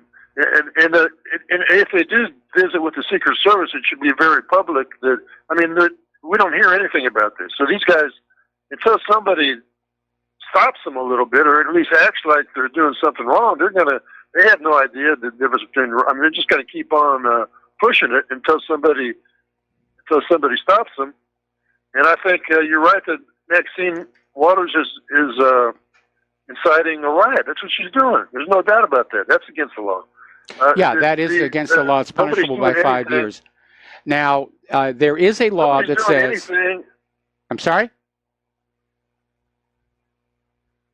Yeah, the Department of Justice, the FBI, whoever's in charge of this, I guess the FBI, I mean, they should be prosecuting these people, or at least starting to prosecute them and making them apologize or something like that. Well, they should, but they aren't. They would stop. They'd quit doing all this stuff. Yeah, I mean, they're just obsessed with Donald Trump, and they're you know, they're not going to go after a fellow liberal. I mean, you know, what do you think that these are? Unbiased organizations? Now, there is a law that makes it a federal crime to threaten the life of the president. I don't know if it extends to his family. My opinion is it probably should. Yeah, and when Madonna said she wanted to blow up the White House, that's definitely the life of the president there if he lives in the White House. I mean, they let him get by with crimes and don't even think about trying to prosecute or anything. Well, you know, I got another comment though about the. There's another issue here, and that is not turning some of these liberal whiners into martyrs to the cause. And that may be one reason why they're, you know, Trump at least himself is treading lightly. He doesn't want to be seen as, you know, overreacting to what the liberals are going to claim is a proper exercise of the First Amendment. But again, the polls are showing America is turning away from the Democrats and the liberals, and probably it's because of this childish behavior. And every time they resort to incitement to violence or threaten to kidnap a member of the president's family or any of this other irrational behavior, it's sending a signal to the American voter. The Democrats don't really have any ideas. Because if they had some real ideas that would appeal to the American public, they'd be talking about them calmly and rationally. But this unending display of hysterics and tantrums is signaling the Democrats don't really have anything that's gaining traction with the American people. They're trying to create one. They're always trying to create an issue to run on. Hillary was running on gay rights and abortion and feminism, sexism, victim class stuff. And now, of course, they're trying to fan up this immigration issue, but this one's backfiring on them. Right. You're right, Mike. That Trump is basically winning by doing nothing and not trying and keeping a low profile. I want to make one other comment about books. As far as a prophetic book that from way back in the old days, another one is Catch-22 by Joseph Heller. Yes. He had this guy. There was a mess officer named Milo Minderbinder, and all this guy wanted to do was. The officers, like the generals, liked him because he would go and get eggs, fresh butter, and eggs, and all this stuff. So they gave him a few airplanes to go out around the world getting this stuff, and he just kept on steamrolling his whole operation. And at the end of the book, he was actually doing, he was actually bombing his own air base. So I mean, that was it was comedy, but it was black comedy, but actually, it kind of was a prophecy of the way the whole. Privatization of the military is working nowadays, and it's all about money. Okay, I'll let you go. All right, thanks an awful lot. And you're right, it is all about the money. Okay, we're going to do a shout out now to our on-air affiliates who are rejoining the network. Over in Hungary, Viktor Orban was speaking at the unveiling of a monument commemorating victims of the Soviet occupation of Hungary, which was really nasty. They threw the Hungarians into labor camps. They worked them 10, 12, 14 hours of hard labor. The mortality rate sometimes reached 80%. The Nazis have got nothing on what these Soviets were doing. But Orban took the moment to point out that the European Union's hostile reaction to the surging success of these Eurosceptic, nationalistic parties shows that the spirit of Marx, Lenin, and the re-education camps lives on up in Brussels. Orban also took aim at Western Europe, who extol communism forgetting the millions that had perished under the heel of red dictatorships in the Soviet Union and in Hungary under Soviet occupation. And he says, to this day, the European left continues to see communism and its crimes in a very peculiar, blurred light. Down in Italy, their new nationalistic government is demanding that Europe rip up the existing migrant system and basically start over from scratch. And one of the major reforms they're talking about is that migrants not be allowed to have the benefits of the Schengen system, because migrants will get into any European country and then they move to some place that's really nice, like Germany or Sweden, and that's a problem for Germany and Sweden. So they're saying it's time for a think-over, and that maybe the migrants should be forced to stay in the country that first gives them entry, and that maybe only the outer European Union nations, the ones that actually have the international border, accept migrants, and that the nations on the inside shouldn't have to take them anymore.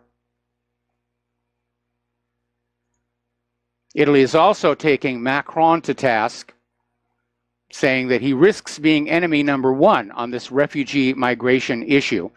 And of course, as I mentioned earlier in the show, Italy has basically said to halt all refugee pickups. It's just over. They can't deal with it.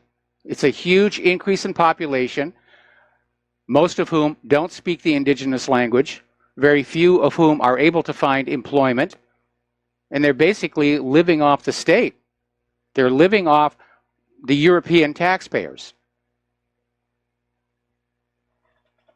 Now, between the immigration issue and the economic frictions, we're starting to see a strain of what's called the transatlantic link between the United States and Europe. And the former Prime Minister of France, Jean-Pierre Raffarin, is saying that the security and stability of the Eurasian continent should be guaranteed by a group of 4 countries, France, Germany, Russia, and China, and that the U.S. shouldn't be part of that any longer, that they want to rethink their alliances. Over in Great Britain, something very interesting is happening to the house of Sergei Skripal. Remember the whole thing, oh, it's horrible poisoning, and the government is now buying up Skripal's home, and also the home of Detective Sergeant Nick Bailey, who supposedly fell ill after coming into contact with the Novichok. And this is going to cost the British taxpayers roughly £1 million. And they're refusing to give an explanation about why they feel they have to buy these properties. I think it's to prevent somebody from going on in and actually testing with a chemistry set if there is in fact any Novichok on the premises at all. Over in New York City, Mayor Michael Bloomberg is pledging $80 million of his own funds for congressional candidates supporting gun control in the hopes of flipping the House of Representatives accordingly. Now, this may again backfire, because earlier in the show we reported how the Democrats are losing the millennial vote, and the gun control appears to be a big part of it. The millennials, they want their guns as much as anybody else.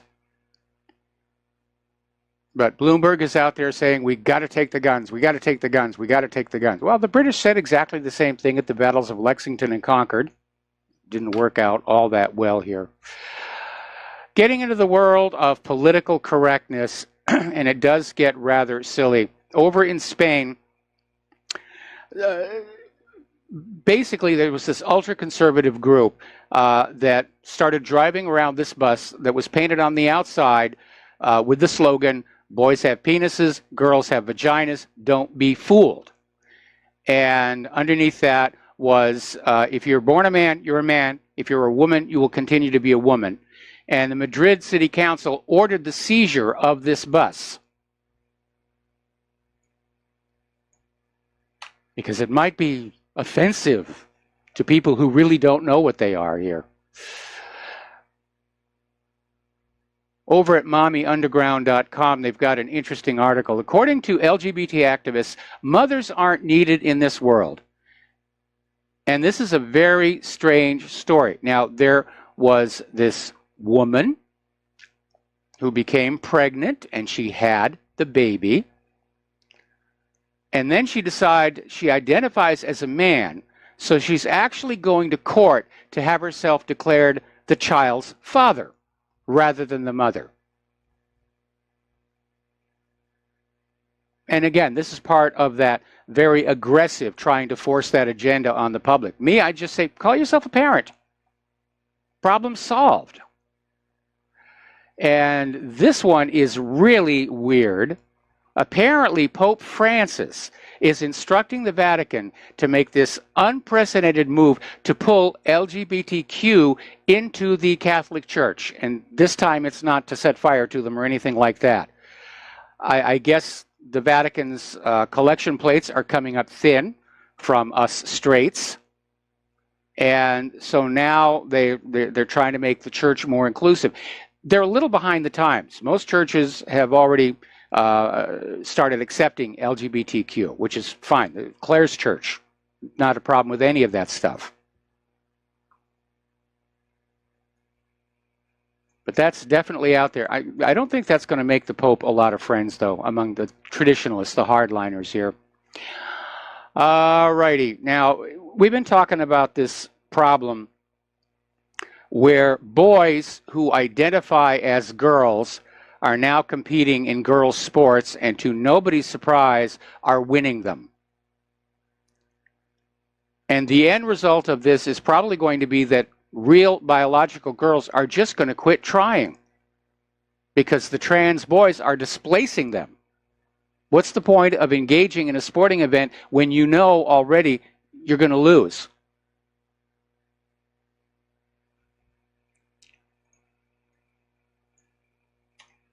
All right, turning here to a little bit of local news. I was down at a place of business that is on the street where they're building our local section of the Honolulu rail system. And I was asking the proprietor of the business, do you think this thing will ever be finished? And he said no. And if he's right, if it gets abandoned, then we're going to have this hideous concrete thing stretching across the southern shore of Oahu. And there are already people who are very unhappy because they bought or rented homes with a nice view of the Pacific Ocean, and now they've got this concrete slab right in the middle of it. But the real issue is that it has just gone so far over cost. And right now, the Honolulu Rail is the most expensive rail system per capita in world history. The original price tag was $3 billion. It's now up to $13 billion, and they're still not sure if that will cover it. And they've already pulled back the section that was supposed to go into the Ala Moana Shopping Center. Now it's been pulled back to Middle Street, because apparently a single mile of this rail costs $500 million. And the HART board, the Hawaii Area Rapid Transit, is still obstructing a full audit of just where all that money went. And there's a couple of grassroots organizations on Oahu saying there needs to be an account. This is a taxpayer-funded project. It should be totally transparent. Why is it a problem trying to get an audit? It's also years behind schedule, and they've had so many problems. Bad design. They designed the supports for the station before the station itself was designed, and they assumed these stations would weigh a certain amount, and it turned out when the design was finalized, they're much heavier. So now the supports are going to have to be buttressed and stiffened and strengthened because they were already built. Those contracts went out. Those contracts for those supports for the stations should not have gone out until the contracts for the stations did. And they've had problems with the pads on the rails that hold hold the rails on top of the uprights, cracking. They've had to replace a bunch of those. They're having to literally replace all of the cars they already purchased because of cracks in the frames. These are, as the name says, it's light rail. These are aluminum cars, and the frame is 4 aluminum I-beams down the floor. And they're cracking. And it turned out it was more expensive to try and dismantle and repair these cars than to just sell them for scrap aluminum and buy all new ones. So it's just gone on and on. It's crazy. Over in Iowa, rather nasty situation. As you know, Iowa is still dealing with a lot of floodwaters from all the snow that we had this last winter. And unfortunately, a 31-car oil train derailed going over a bridge and went right into the floodwaters. 230,000 gallons of oil. And of course, the floodwaters are just spreading it downstream. It's forced evacuations. They're concerned that the drinking water supply in the area may become contaminated.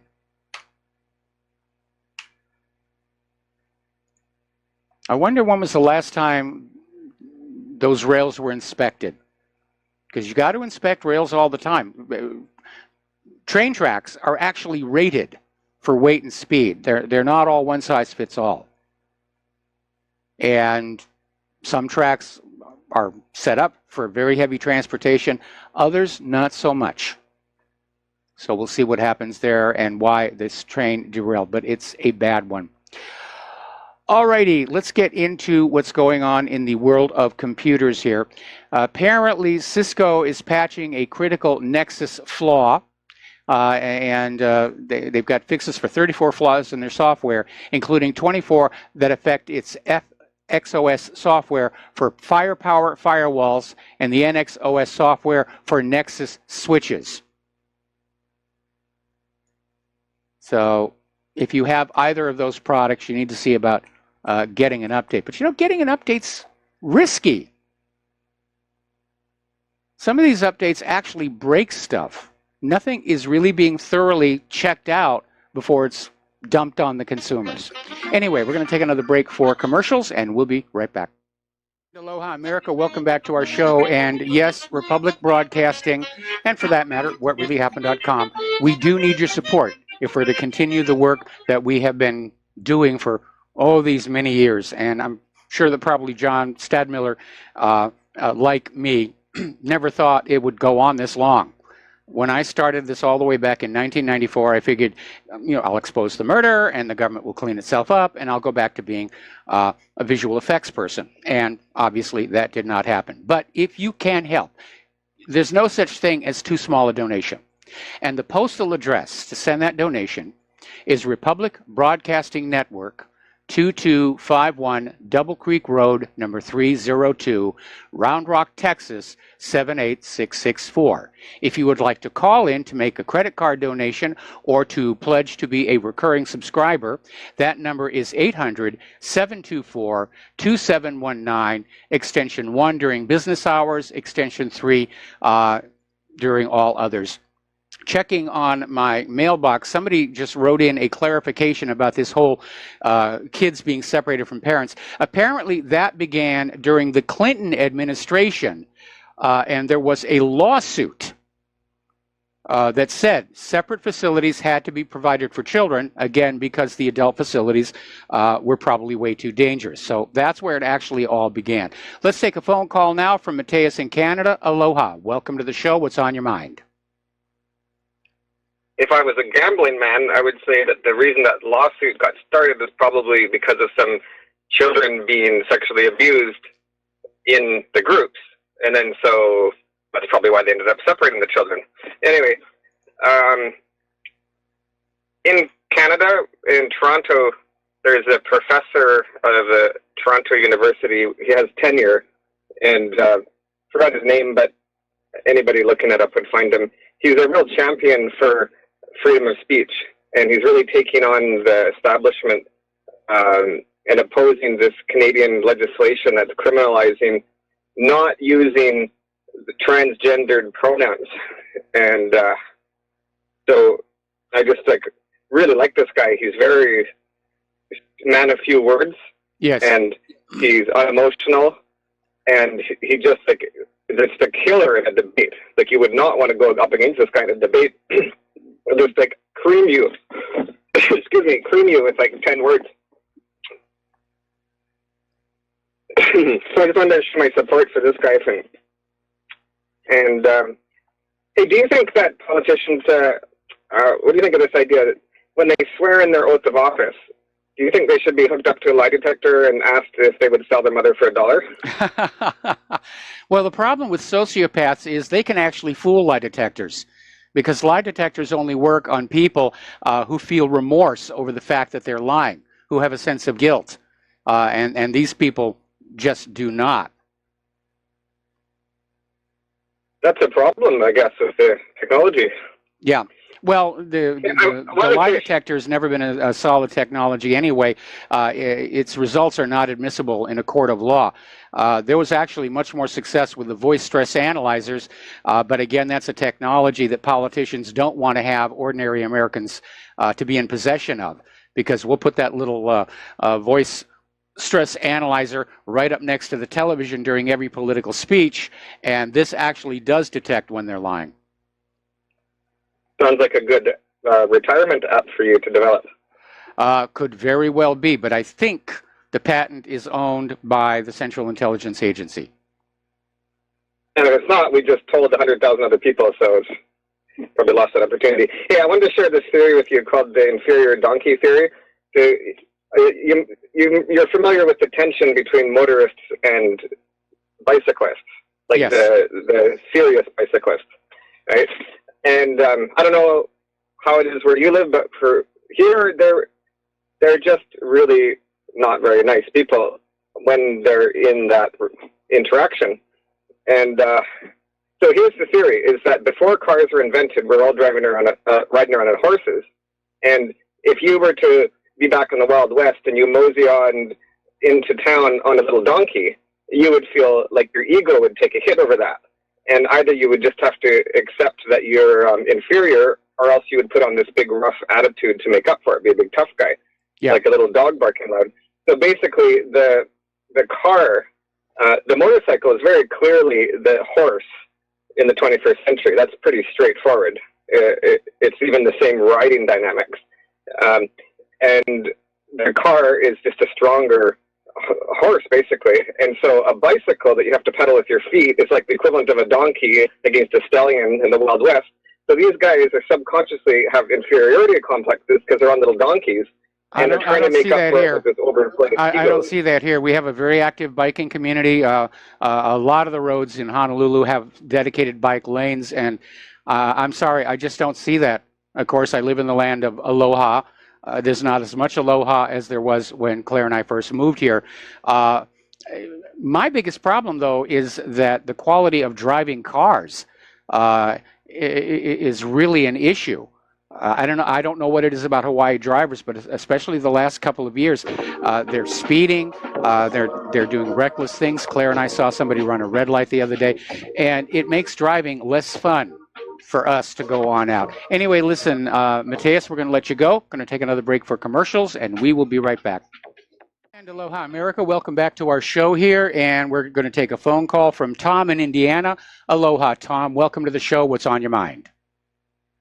Hello, Mike. I just wondered if you ever tried to connect the dots with JFK Jr.'s death and Comey and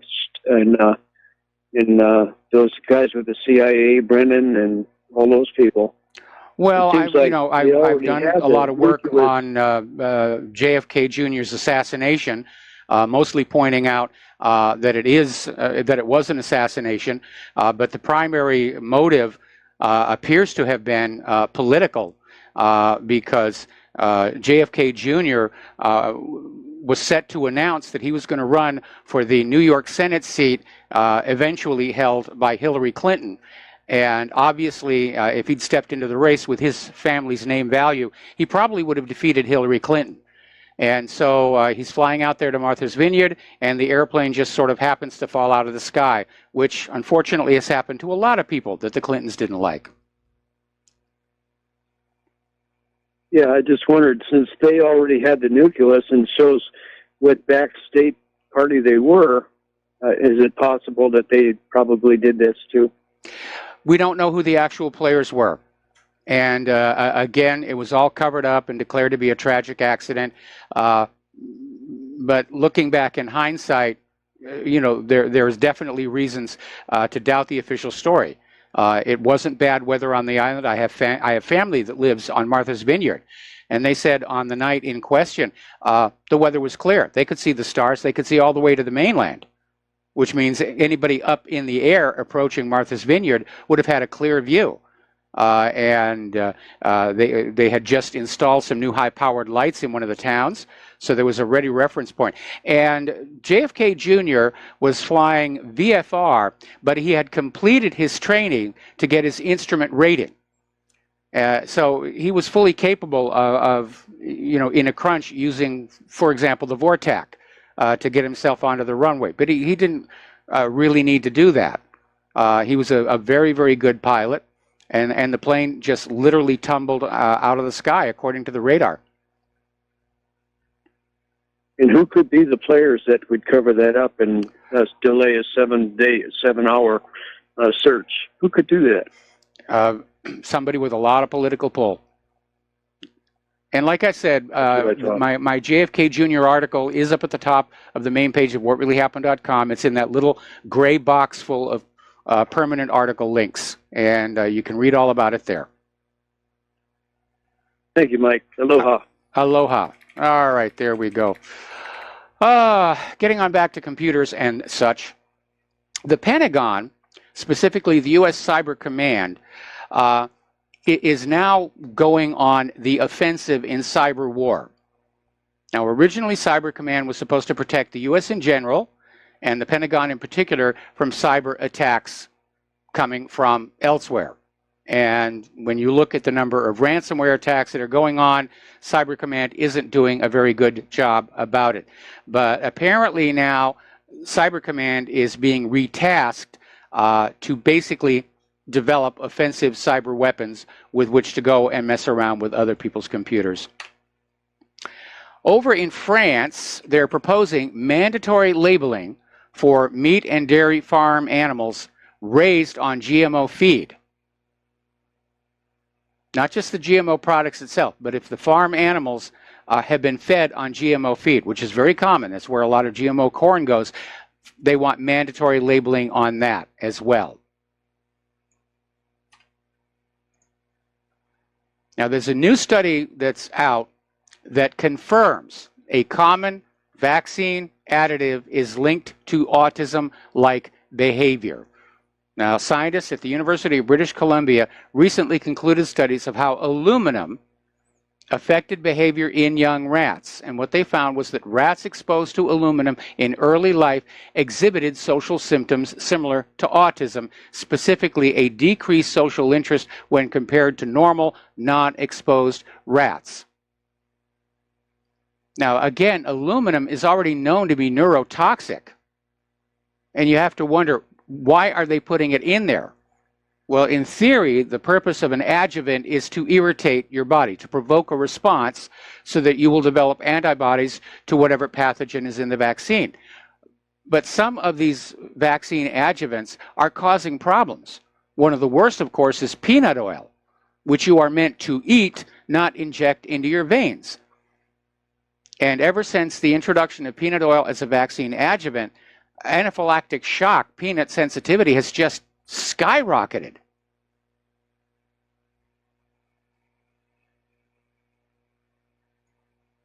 So, now, apparently over in North Carolina, the state bar is filing a lawsuit against the nation's leading vaccine rights attorney, Alan Phillips, to force Phillips to hand over years of his client's files or risk being jailed for civil contempt. And it's a witch hunt. Now, obviously, somebody somewhere would like the list of people who have hired Alan over the years. We don't know why, but I don't think it's for a good purpose. It's for another campaign of harassment. And I understand why the vaccine industry is hardlining this, because if it ever came on out that vaccines were harmful, you're looking at lawsuits going back a half century. They'd be out of business. They'd be forced to go bankrupt. They'd be gone here. Now, you've probably heard about this natural anesthetic, if you will. It's called Kratom. And the U.S. Drug Enforcement Administration is getting ready to decide whether they want to schedule it and make it illegal. 5 states have already banned the drug, and that is Alabama, Arkansas, Indiana, Wisconsin, and Vermont. And this has caused a lot of problems for whom Kratom was helping them. And the purpose of this ban, again, is you're not allowed to grow your own medications. You're not allowed to come up with medicines on your own. You will go to the doctor. You will get a note. You will go to that pharmacy. You will turn over vast sums of money to the pharmaceutical corporations. Now, a lot of people are on Kratom because they don't want to risk the opioids that their doctors are prescribing. And doctors are prescribing like crazy because opium has become very inexpensive to come by ever since Afghanistan.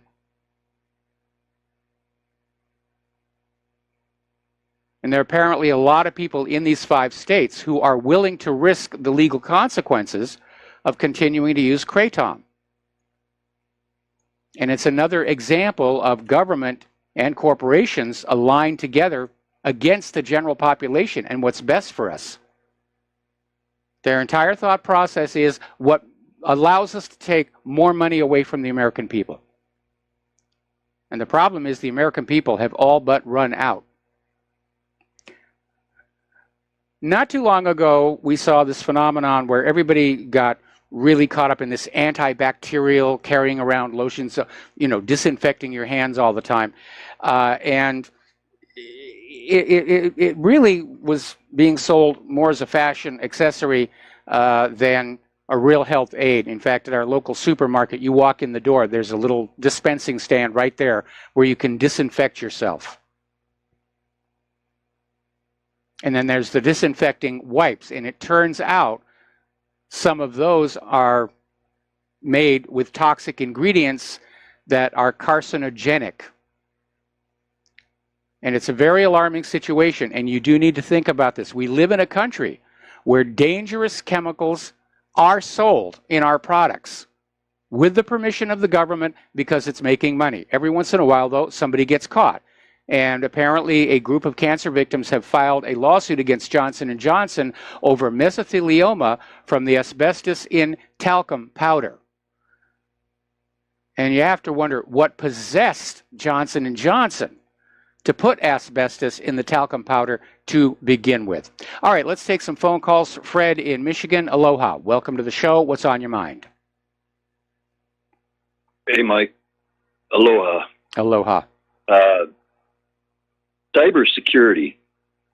I was blown away by a presentation on YouTube. A UK journalist over in Tel Aviv with a Telpiat operative with a laptop. The demonstration proceeded with the UK journalist in a current model car, and the Telpiat laptop guy started doing his gig on the laptop, and see the windows coming down, power windows coming down, and then you see the lights going on and off. Then you see the driver losing control of the steering wheel and losing control of the accelerator. Okay, now Telpiat, I remember seeing on YouTube Jason Gewirtz or something like that, Gewritz, Gewirtz, Gewritz. It's called Israel's Edge, the secret Telpiat program. All right, now you know all about the outsourcing.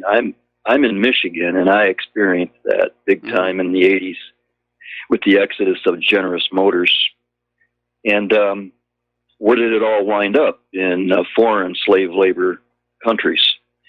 Well, America's high-tech industry has now been relocated in Tel Aviv, Israel. And also, the F-35.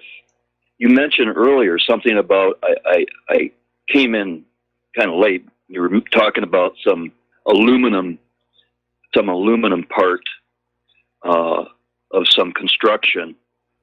That was about the Hawaii Light Rail trains. I don't think I've actually mentioned the F-35 in the show, and if I did, it was a passing reference. No. I'm not intimating that you did that, but I'm just drawing reference to that because what I see happening here relative to APAC, and anybody who wants to see the real APAC in living color, they can go to YouTube and look up APAC, what treason looks like. APAC, what treason looks like. And that might be an Alan Sobrowski production, I'm not sure. But, and while they're at it, they should also see Israel did 9/11, all the proof. Israel did 9/11, all the proof. And so, Mike, the F-35, we are told, was just besieged with all sorts of design flaws et al. But I distinctly recall back in January this year, like a one-day report expose that the first squadron of F-35s had arrived in Tel Aviv, and I haven't heard any more since until I saw on YouTube a group of guys. I know you'd be proud of these guys. They actually give reference to you. It's called Telpiat Talk. Telpiat Talk on YouTube. Guy by the name of Jason, I think it's Jason, Joseph Davis out of Memphis. Okay. And anyway, they said, they go on, they provide all the evidentiary proof that there's this secret collusion here between the Pentagon and AIPAC and Israel, government of Israel, and all of this secret high-tech transfer operations, okay? So then they disclosed, Mike, did you hear about Senate Bill 2497? It's the Israel-U.S. Security. Yeah, I did hear about that. And Fred, we're coming up on a commercial break, so I need you to kind of get to the end of the story. All right, man. Well, all right, I'll leave you with this, man. I saw something called America 2050. Another guy that sort of is your protege. America2050.org. He gave out, this is Grindall, Grindall, Grindall 61, a young guy. Man, they want us to be consolidated, Mike, 6 million of us into 11 mega regions. And each mega region will have like 1 or 2 major cities. And the guy asked, well, okay, so we're going to wind up in 2050 with only 66 million people in the entire country of America. Well, what's going to happen to the rest of the 350 million, whatever? Right? Well, we've got between now and then, we've got a world war to get through. Yeah, right, and other depopulation scams. Okay, bro, thanks. All right, thanks an awful lot. We're going to let you go here, and we're going to start with Brendan in San Francisco, and I'm probably going to have to take you through the commercial break. Brendan, aloha, what's on your mind? Brendan, are you there? We lost him. All right, well, we're going to go ahead and close the phone lines because we're coming to the end of the show, and I have a few more things to share with you.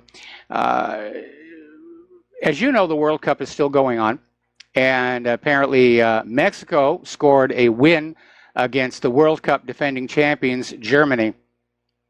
That's the good news. The bad news is that Mexico is going the way of California. They're going into water privatization.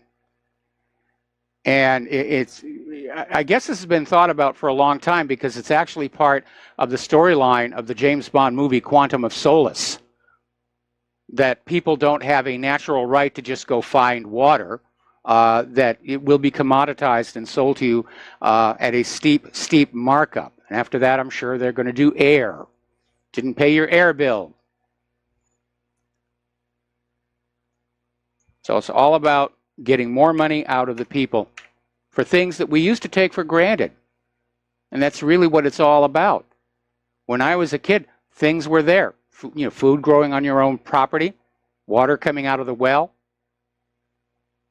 Now it's all owned by corporations. All right, we're going to take another break for commercials, and we'll be right back after these few words. And aloha, America. Welcome back to our show. Last segment of our program today here.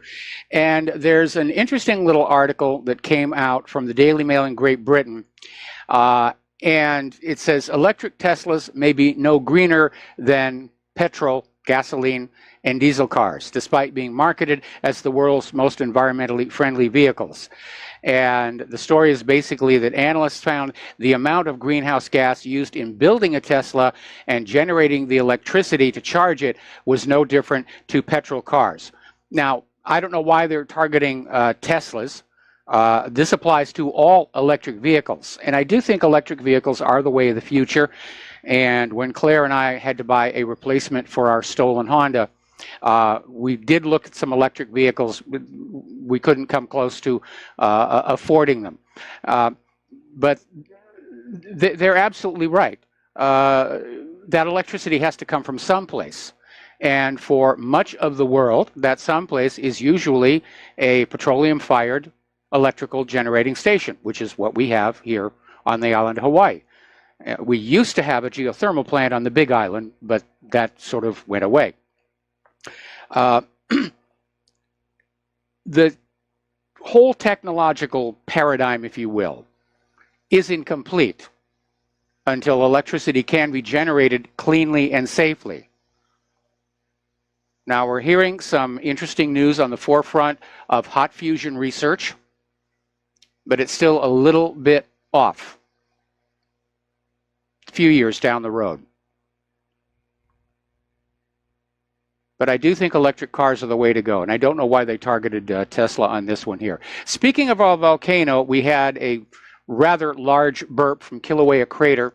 It sent ash up to 4,500 feet. It registered on the seismographs as a 5.3 quake.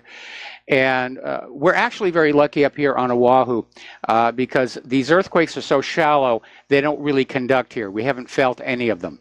I was able to detect them with a homebrew seismograph, but that's it. Unlike the big quake they had some years back that just really rattled everything around here. So, you know, that's a little bit of good news. The U.S. Geological Survey is saying there are no signs that this is slowing down.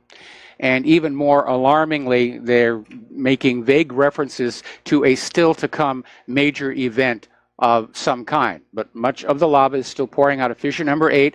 It's still more or less following that channel where it's plunging into the ocean. But the eruption is reshaping Hawaii Volcanoes National Park. Halemaumau crater has just collapsed in on itself. A big chunk of the floor of Kilauea is now gone down into, we presume, is the lava conduit. And that there's been some subsidence on the rims of Kilauea crater itself. So it's going to be a while before they reopen it. They're going to have to survey it and see where it's safe, because it is an active volcano system. And the current lava flow from Fissure 8 is 17 miles an hour.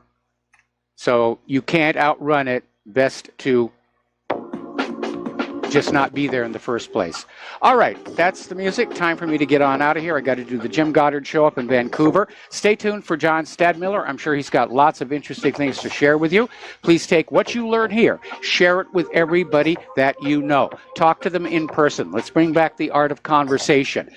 Use email. Don't bother with Facebook and Google and the rest of it.